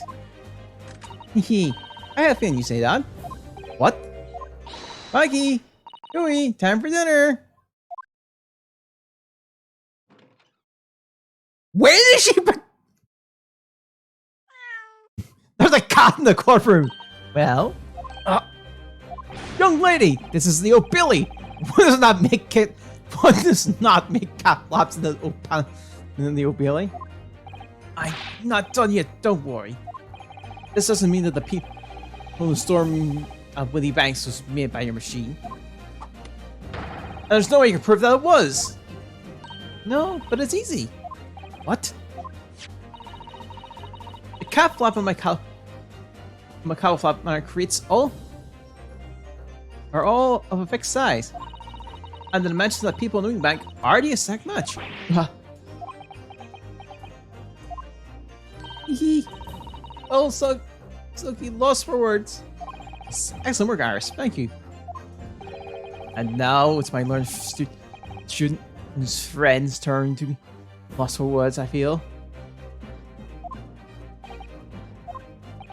I believe your judicial assistant has already left the country for your Eastern Island home.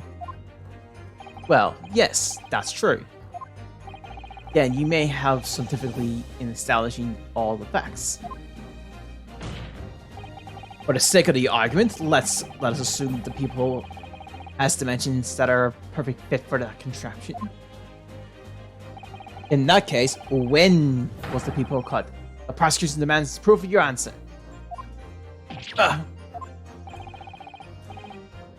What is the purpose of your inquiry, Lord Fancy? It's very simple, my lord. The defense argues that the people was created after the incident using this device. But then that now the perpetrator has returned to her native land, she cannot testify to fight. There's no proof. Of course, as long as the defense remains unable to prove when the people was made, my learned friend's claims almost to nothing more than a baseless accusation. What? Indeed, it's so, Lord Fancy. Well, Counsel, pick up 9, Renault. This is the time to create your own opening. I'm forced your way through. I don't know if I can do this. I do know one thing. This is the greatest judicial assistant in the world. Very well then. The Council of Defense will present evidence to support the claim.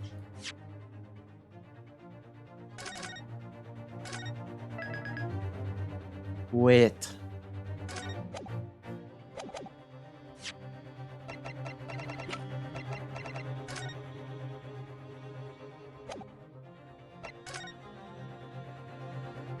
Holy crap, it's there!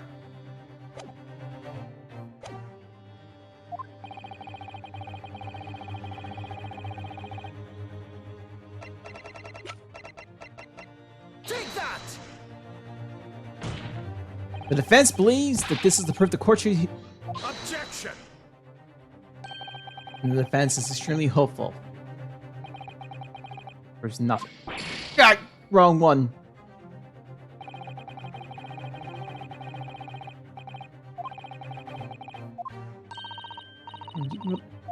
Rely on Mrs. I mean, well, she wouldn't have left you in the lurch. Would you? Be sure she found a way to prove you. Wrong one.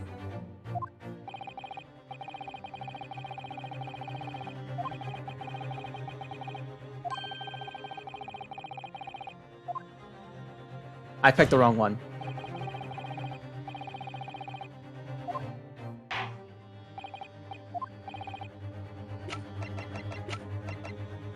Take that. What are you? And from the detectives in front of cameras again. My teacher's assistant, Mr. Sanum, but Mikotaba, is an extremely intelligent and capable woman. Which is why I never had any cause of doubt. As she would have considered the scenario and made sure I had necessary proof. And necessary proof is this photographic print, Counsel. This print shows the scene in the shop moments after the defendant entered the premises. Agreed. And it also shows the accused mercilessly wielding a gun in the direction of the defense's broker. But, more to the point, it pictures the storm door in the background. Let me see that print again. I don't believe it! This really is remarkable. The door to the storeroom. It's completely devoid of people of any description. Ah. Mr. Graydon? You couldn't possibly have witnessed the crime as you claim to have done, because at the time it happened, there was no peephole in the door. In other words, your testimony is a category of lies.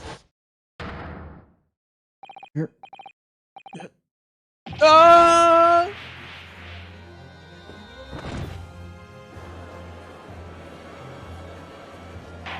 Order! I'm satisfied the defense has stated this clean beyond all reasonable doubt. This witness testimony was entirely falsified.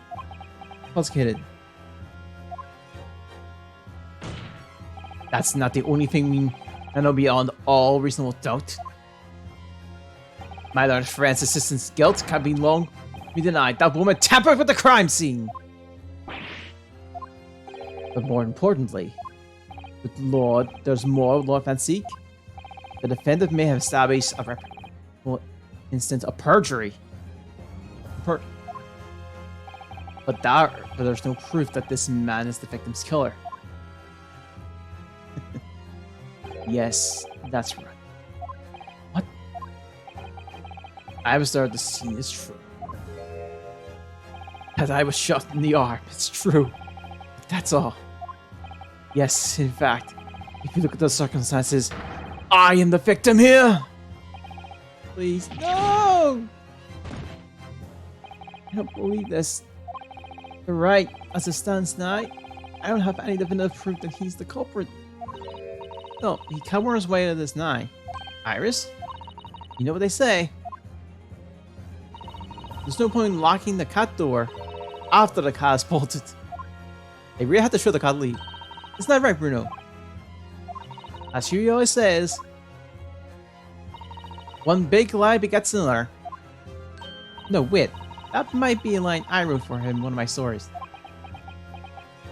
Well, no matter who said it first, you're right. Mr. Graydon, not only did you give false testimony to the court, the lies you told make no sense. No sense? What do you mean? I such remark. What you say in your testimony reveals that you know something you shouldn't have known. In other words, there's a fundamental inconsistency in your statement.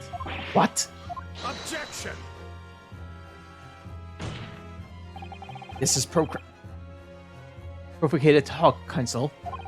Why don't you enlighten the court? Explain the alleged inconsistency.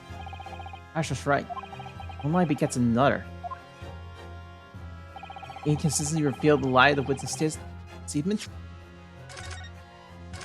Okay.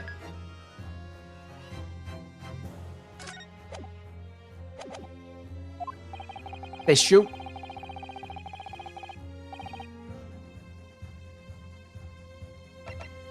Yeah. They shoot Mr. Gray. Knowledge of something that she knew, namely the blessing and the coat.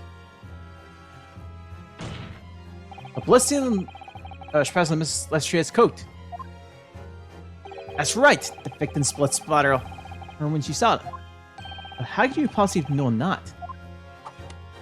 Obviously, because I saw her do it for the people and the...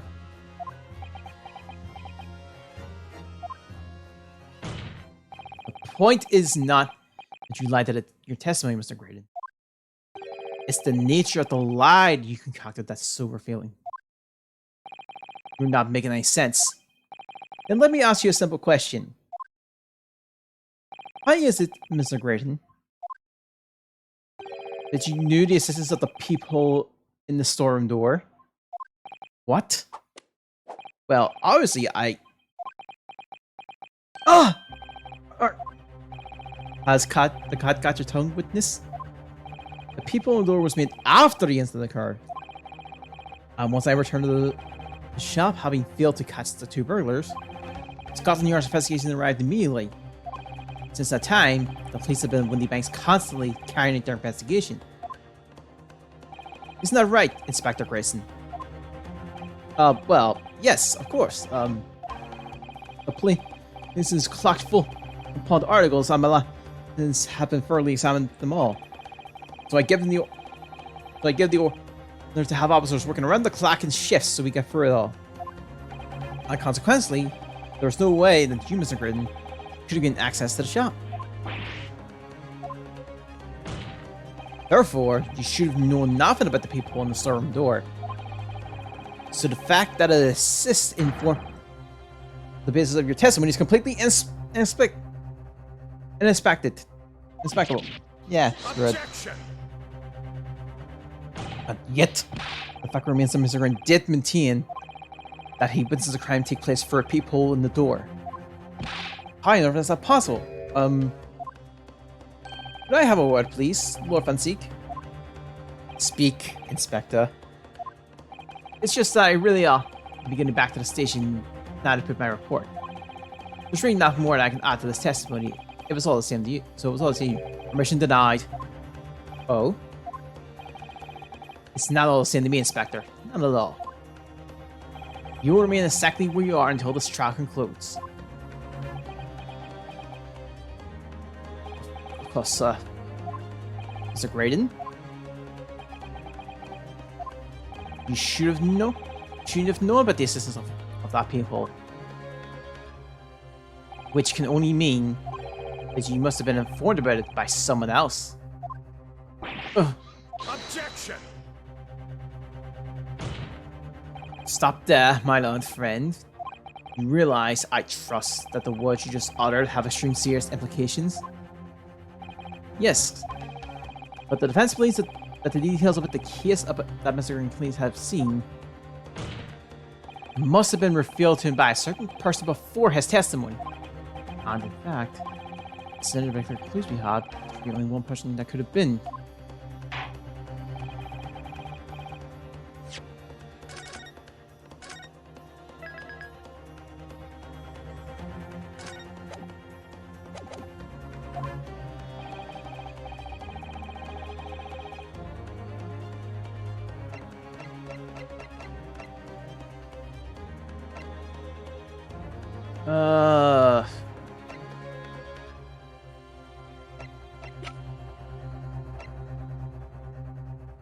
That's not these. Take that! The truth is, you, Inspector Grayson. Eh? Me? Objection! You better have some proof to such claims, my learned friend. Consider the facts. that we have only been aware of Mr. Ashley Grayson's identity for the last few hours. We learned it over the course. We've learned of it only during the course of the trial today. Indeed, preparations for assessment were made with great urgency during our long recess, while police executed a subpoena and brought them on here from the communication station. Until that time, Mr. Graydon would have no idea. No inkling that he would have been suddenly be required to appear in court. Are you suggesting that until such time he was summoned? Yes, my lord. Until then, it's reasonably assumed that he knew nothing of the people. It was only when Mr. Grayson was in the stand that he realized his position, and he would have had to defend himself against the accusation that he was the third intruder. Suggesting that the court that while his trial was in progress, he received the information that he could commit perjury in order to save his skin. Exactly. And only one person with the knowledge of the investigation that he had any contact with. It's you, Inspector Grayson. This is a blooming outrage. Why did I be giving it away? Details of investigating this fella, eh? I was summoned to his lordship's chamber during the any kiss. Have you forgot that? Quite true. I had a number of questions regarding the events that had transpired at the pawnbrokery. Which means the first time these two laid eyes on each other was after proceedings following the recess. Since when have they been given full view? Were they discussion couldn't possibly have occurred? Alright. Oof. I just remember something, Bruno. What is it, Iris? There was one time before, wasn't there? I think it was when Ginny was testifying. Oh yes, now that you mention it. When the bailiff was dispatched to retrieve Nicolay's music box. That's it! It was during that testimony. I remember finding this strange at the time.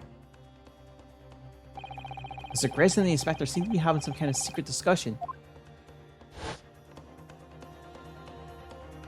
It would have been possible for you to give Mr. Graydon information if you needed that. You little talk rat, you're making this up. I'm a Scotland Yard inspector for crying out loud. Why would I do something like that? Why would I be giving confident details to like this book?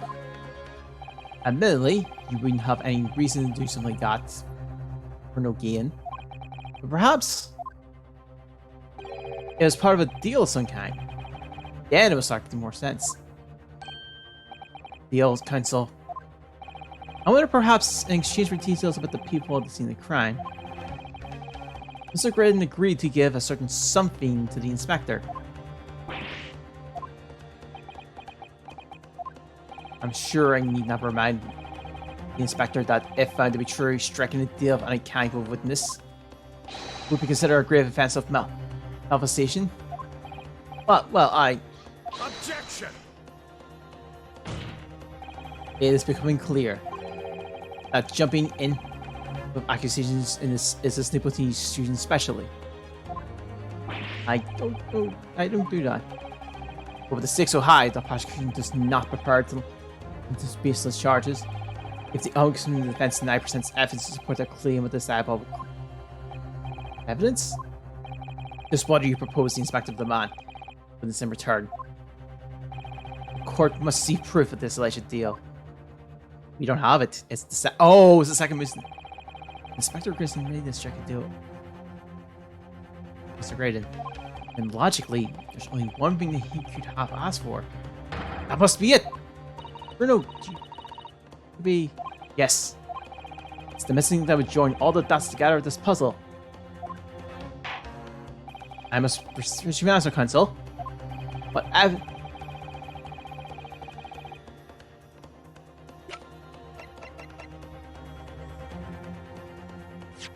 alright, I can actually save this. I'm just using the old one where you couldn't do that. Take that! Inspector Grayson. Besides this murder, it's not true that you've been working on another very important case. What? Are you getting a nice sunshine? It's about this other top secret case is well alluded to this newspaper article there here. The classification secret being leaked. Season Administrator's Justice.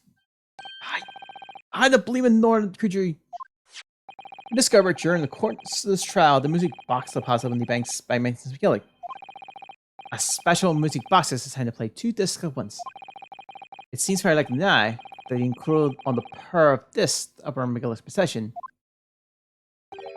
are the leaked classified secrets.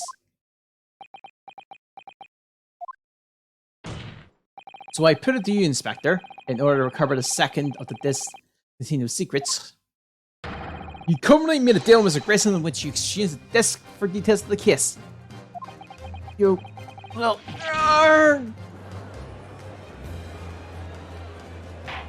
Order! On the day of the incident, when we met you at Windy Bank, you said this.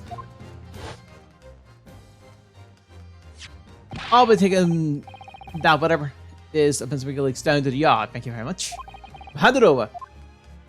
No, don't give it to him. It's mine, that is. It's mine.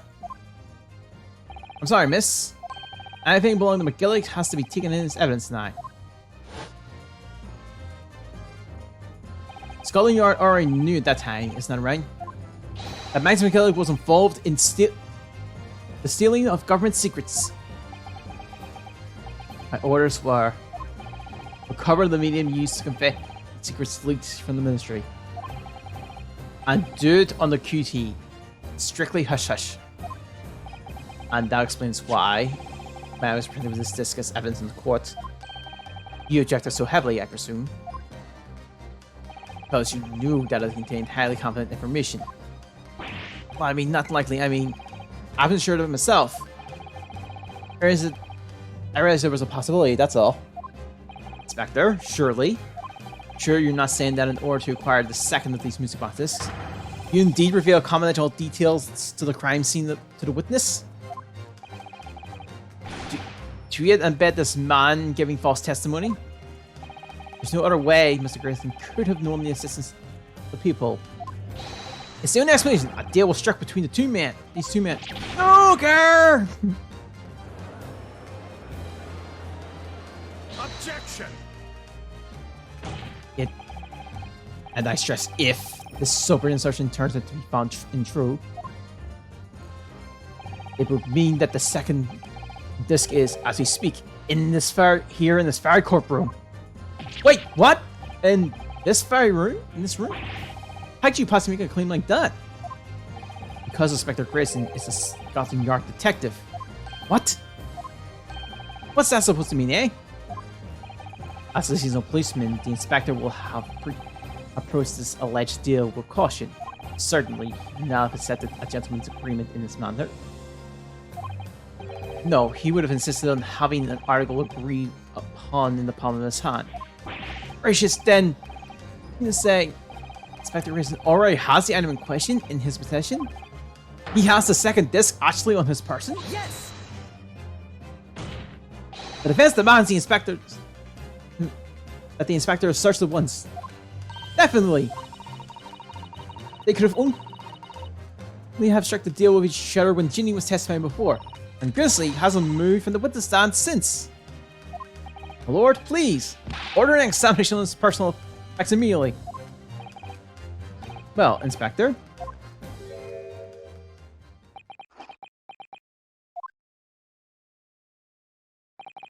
This young lad wants to tone down his imagination. He insults me and my profession quite enough. However, if it puts the matter of the bed and spells any doubts about my involvement, then I'll happily submit to a body search. What? Will you agree to it? I presume you're aware of the perceptions on which United Cedar, my learned student friend. You made a serious allegation against Scotland Yard here. If, following the search, the inspector's personal effects notice is found, you will be deemed unfit for court service. This trial will end, and my country's government will formally deem you that you are severely reprehended. That sounds serious. To have a visiting student make such defamatory remarks about our country's senior police force is not something Her Majesty government will be able to overlook. You just threatened Bruno because you're scared. The accusation is beyond serious. You must be prepared for great consequences. True. I can't imagine Grayson would have accepted a gentleman's agreement without something so critical. This was a physically changed chance, but you should have it. Somehow, something doesn't feel right here. Very well, Counsel. Yeah, Higgins, let me ask you one final time. Yes, my lord.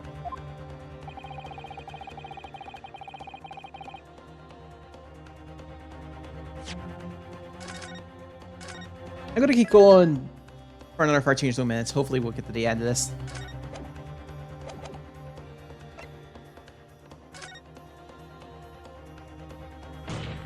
Yes, the defense formally demands the search to be conducted. Well, don't say you weren't warned. But your typical nibbly stubbornness may well land you in hot water this time. Perhaps the lesson will do you some good. Fair enough. I've got that from the high. Alright, well. Ralph, conduct... Objection! Damn it. The defense demands the search, but not of Inspector Grayson. What? Then what's all this? I'm the one you're accusing, aren't I? I thought you wanted to search me. No, Inspector. Not you. Someone else. What's the meaning of this, eh? Lose for the loss, have you, sunshine? The court shouldn't have put up with this nonsense. You're being completely irrational. Be quiet, all of you.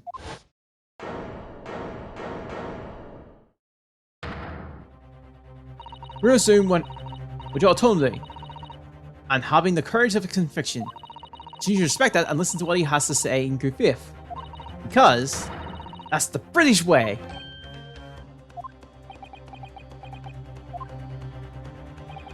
Well said, young lady.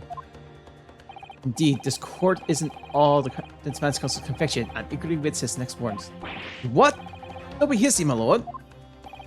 I'm not mistaken about the things I've seen in court today. I'm very sure I know someone who has that disc at this moment. One. So, whom you request the search now? Take that! Mr. Ashley Graydon, my lord. The defense demands that he be searched at once.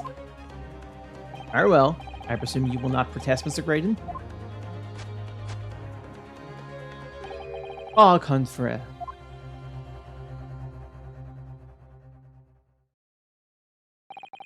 The brief search was carried out by the court's bailiff. A short minutes later, it was...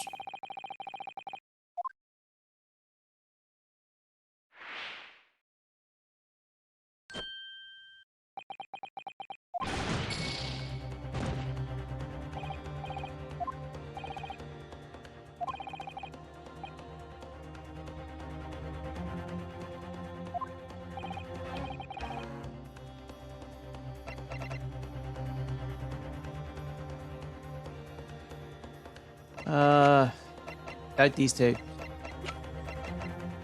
Take that!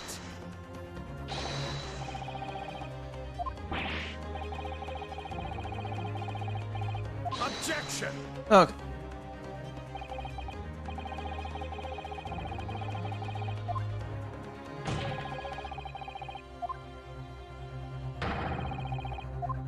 Okay, no.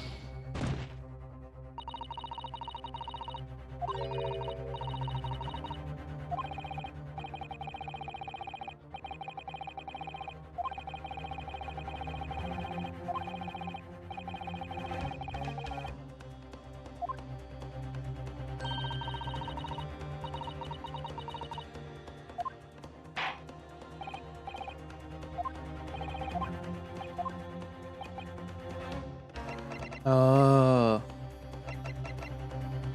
Take that! Okay, let's try again.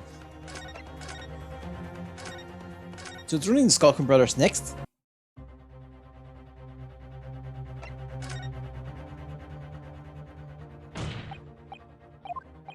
Okay.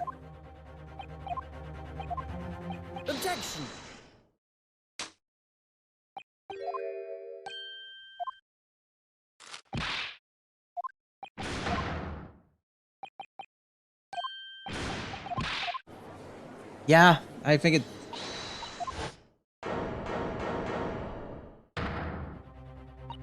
Okay.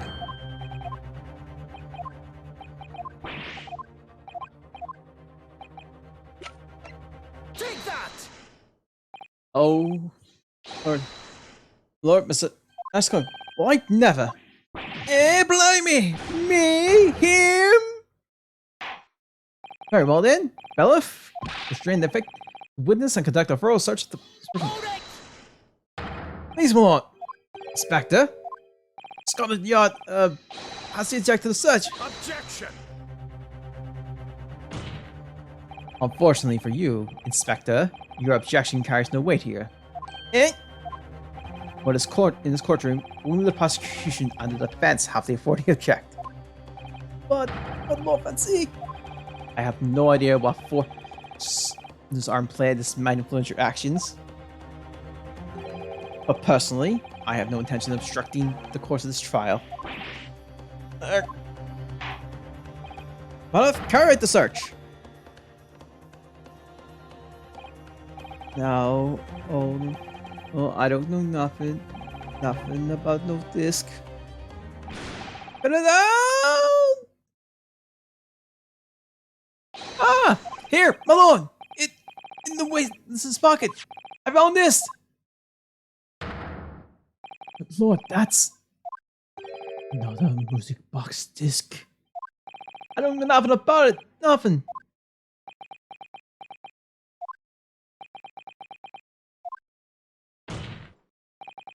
That's the second music box disc left behind by Magnus McGillick. Is it not, Inspector Grayson? Arrgh!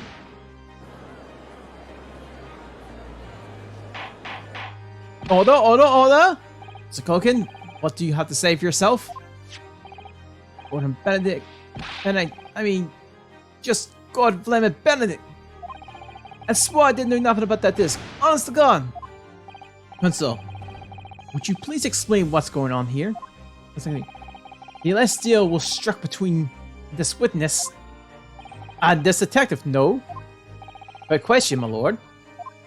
Then, for pity's sake, why on earth does this man in possession of the disc then Inspector trade for information? Inspector Grayson was shrewd, calculating man. He rarely uses his composure. But at one particular point of trial, he exhibits some unusual behaviors for a brief moment. I don't recall. What unusual behaviors? Ah! It was, yes, during my cross-examination of Mr. Graydon. Tell me, Mr. Graydon, when you left the pump rookie that night, was there by any chance a second disc in your jacket pocket? I admit nothing of the sort. While Mr. Graydon answered my question, the inspector apprehended and grabbed Mr. Noskin by the coat and shaking him violently. Yeah, you know that. From a noggin was gonna clean off, I did. I was wishing I'd been born as a prover, it was. And what exactly happened to make that detective attack you like that? I ain't got a clue. He just suddenly turned and grabbed me with like started shaking me. Why in blizz didn't you mention that for a gun when we got down the station? That's what he said. And yeah, right down reality dead. Yeah, it's still throbbing now. The way the detective behaved then was extremely out of character. But looking back at now, it wasn't then that he did it.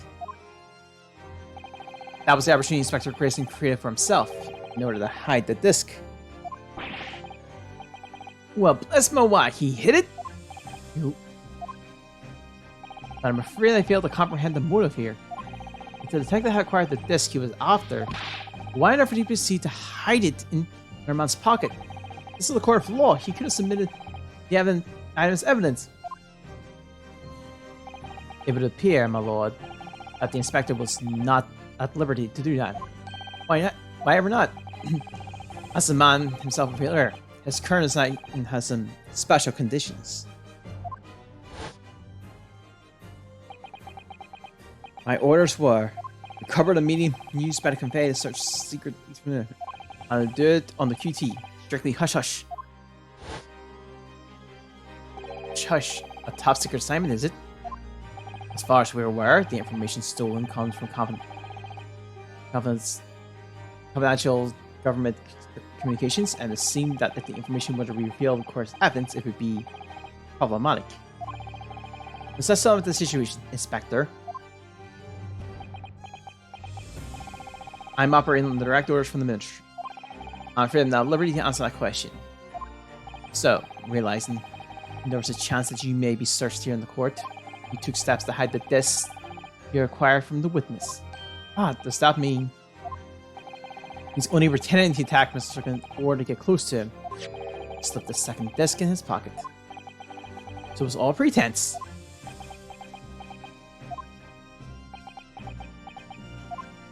Well, now, Inspector Grayson. And you, Mr. Graydon? Are you prepared to admit the accusations made against you by this alleged deal?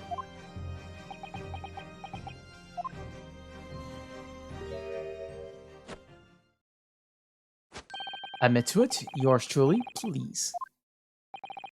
Mr. Graydon. Clearly our Eastern visitor has an uncommonly active imagination. However, there's no proof that I posted this to the inspector. Objection! But then, how do you explain the reason why you knew about the people? I'm under no obligation to explain. What? Yes, I lied in my testimony. That I admit. So sentence me accordingly. That's all I admit. Murder, leaking government secrets, striking a deal with a detective. All of it is this young Eastern man's fantasy. You have no idea what any of this is about. That is about. You what?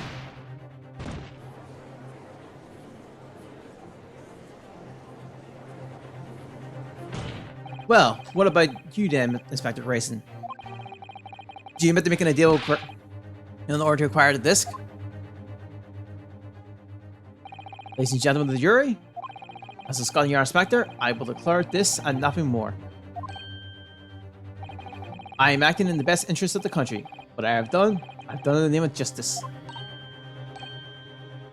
So, as members of the public in this fine country,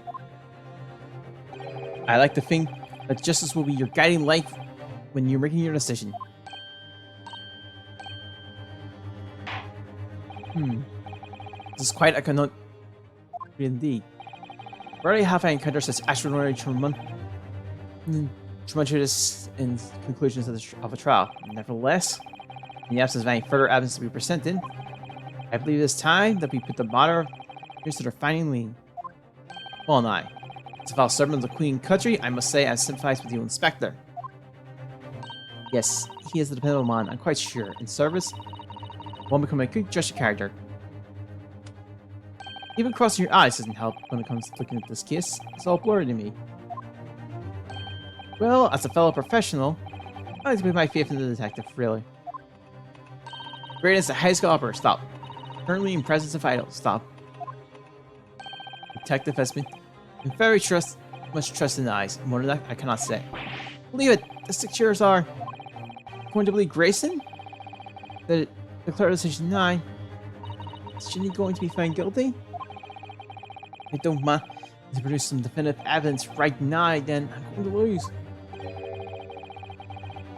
There's some proof from killing me or some stuff. Some evidence to force Grayson to admit. On counsel, I think it's time I impose the juror.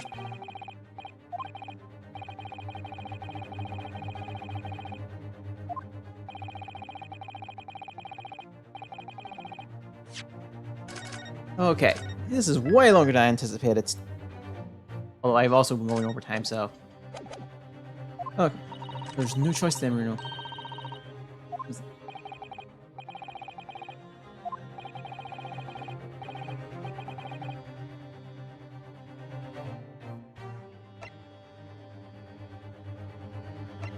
I'm gonna try Grace.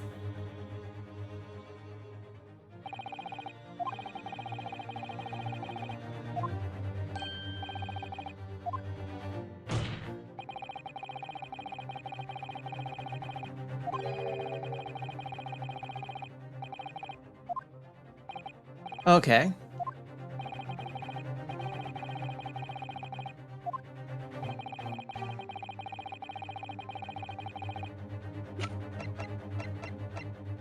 Take that! Oh, hey, that doesn't really pencil. Yes, with a disc already in place, ready to play.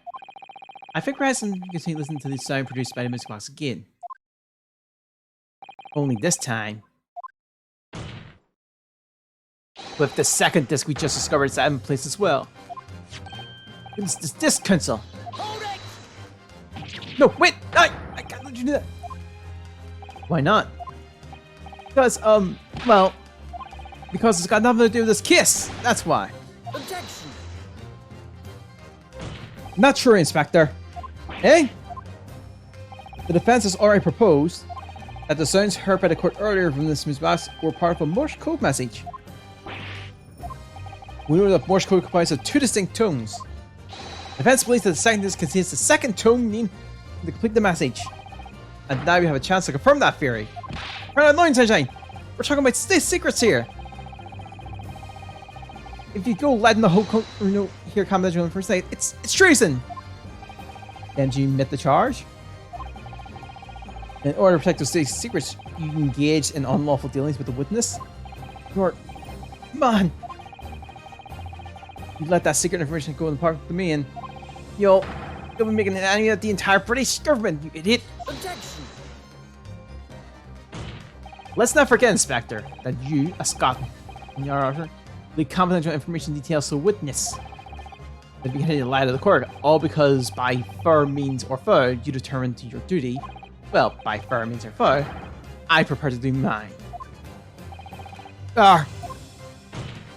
I must stop and not be to protect my client.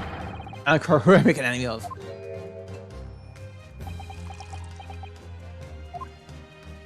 My lord, if you please. Court must hear the sounds made by the music box. Oh Lord Fancy, for Pete's sake, stop him! Objection! The boot! Inspector, you should know my methods by now. I am a prosecutor. I'm no Scotland Yard puppet. In this courtroom, my duty is to, by law, to deliver a proposed toast, to uncover the truth, by fair means or foul. No! Very well, the defense stance is here and that of the prosecution may be very clear fail. Therefore, in accordance with the defense request, the court will now listen to this box instead of operations once more. This time, with the second music in place, playing both discs simultaneously.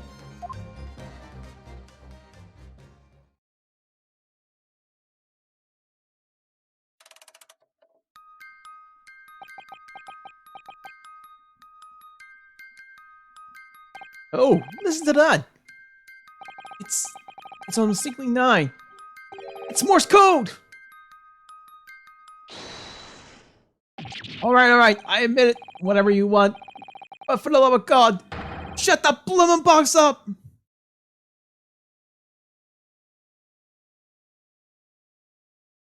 I think we finally hit the end.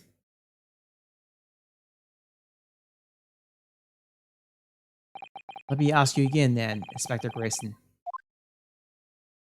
Did you or did you not strike a deal with the witness next to you in the stand, Mr. Ashley Graydon? Specifically, did you furnish the witness with confidence case in exchange for the music box disc? Did you reveal the assistance of a peephole in the pawnbroker store shop, Inspector? I did. Stop! What are you doing, man? It's all exactly as the young Eastern lawyer said. When the trial was soon at the recess, we were stood here and stand together. That's when he approached me with a deal. Shut up, you imbecile! Shut up! You there. You're the detective who turned up at the pawnbroker the other day. I may have something you look for, Inspector. Me at this very moment. So how about a trade? I suggest you accept. Or information that may make certain individuals uncomfortable very soon will become Public, indeed. I couldn't let that information become public knowledge. Not under any circumstances. So I accepted the master's proposal and told him details about the case that should have been cleared. People in the storeroom door and the bloodstain on the overcoat. By giving false testimony, this witness intended to have the defendant wrongly accused of murder. Inspector, you knew that? Yet you revealed details of the facilities of the witness' prejudice? I did. But then it turned out that people had only been made that night after the incident took place. Scotland Yard wasn't aware of that, if I'm perfectly honest. Well, Mr. Graydon, what do you have to say for yourself?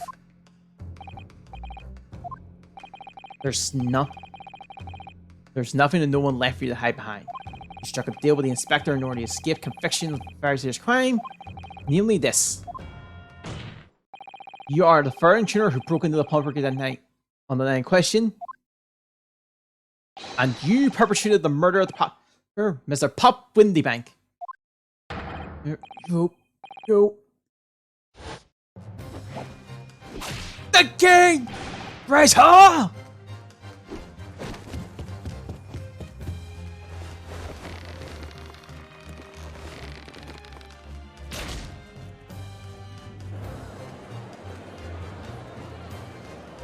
Barf! Restrain that man! At once!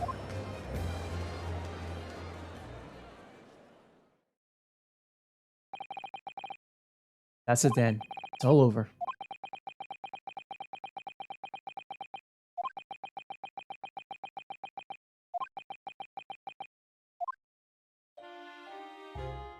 I despised my life growing up. Slums were our vile place. I was cursed from birth, born into poverty, son of a penniless artisan. My parents did nothing but crawl all day long. What little money they have was never spent on me.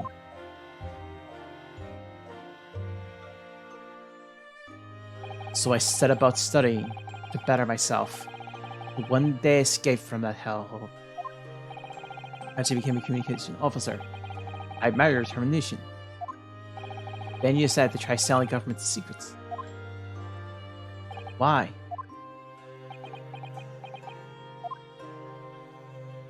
Isn't it obvious? Because I wanted money.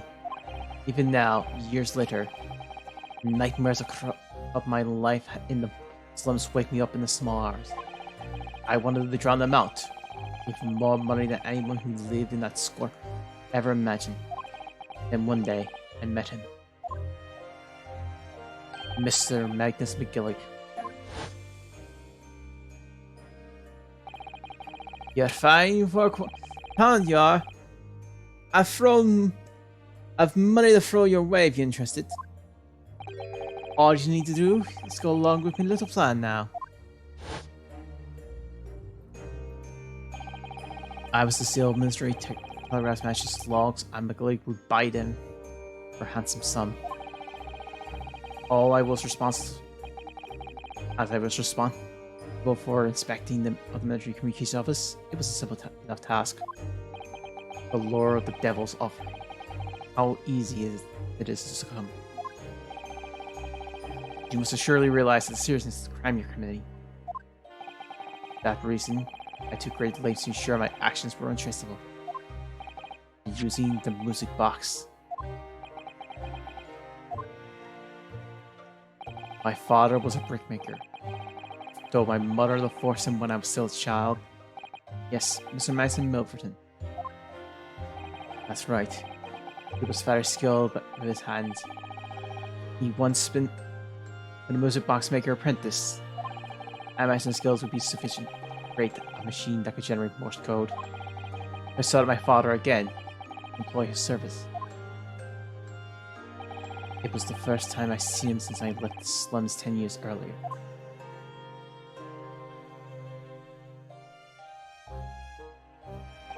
Look at you, Ashley. What a fine gent you become, eh? He was a different man into one of my memories. A tall, frail old man. Poverty had never broken him. Never corrupted him like it had me. Surely that he wouldn't help me if I told him the real reason. I made up a story. I've got some work for you, father. I need some music. Music boss dismayed. What this, eh? A musician friend of mine has written some he wants to sell to the public. I brought these scores with me. There are two, actually. I've been on it, son. It's been 20 years since I did any work like that, though.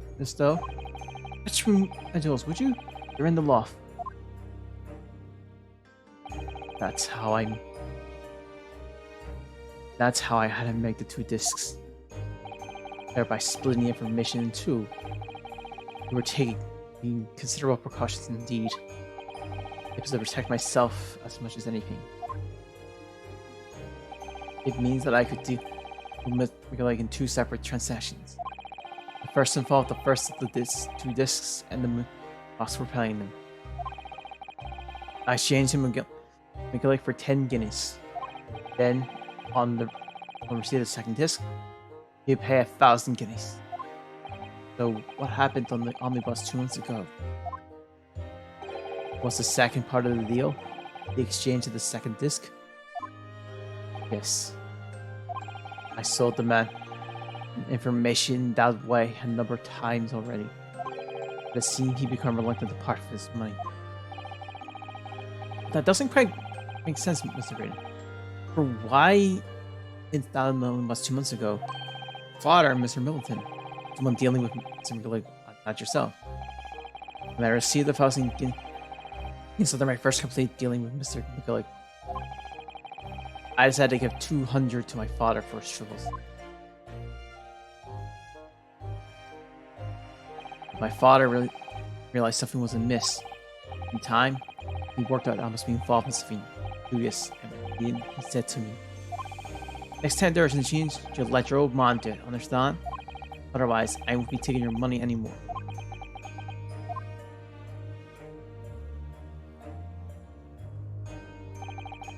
That was my father's way of dealing with it. Climb into the omnibus, hand over the second disc, and take the money from the that's it. He had the whole idea that he was what was actually on this I asked him to make. Just like I never knew what went so horribly wrong that night.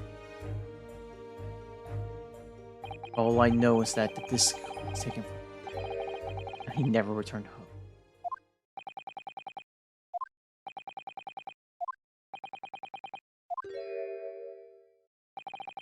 It was then I found out what sort of monster McGillig really was. So after 10 years of not once uttering it, I swore on my father's name. To exact revenge. Revenge? As anyone with knowledge of the man, without able to imagine, really brought all his wealth and influence to bear. Oh, okay. Fresh anything. I see Miss Temper with, evidence was fixed, and witnesses were bribed. The trial 2 months ago was a farce from start to finish.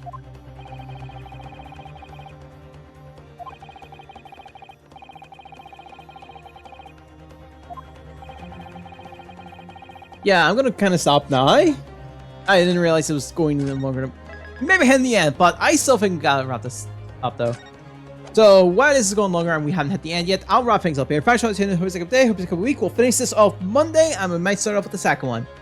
I hope you have a good day, and I'll see you all next time. Bye.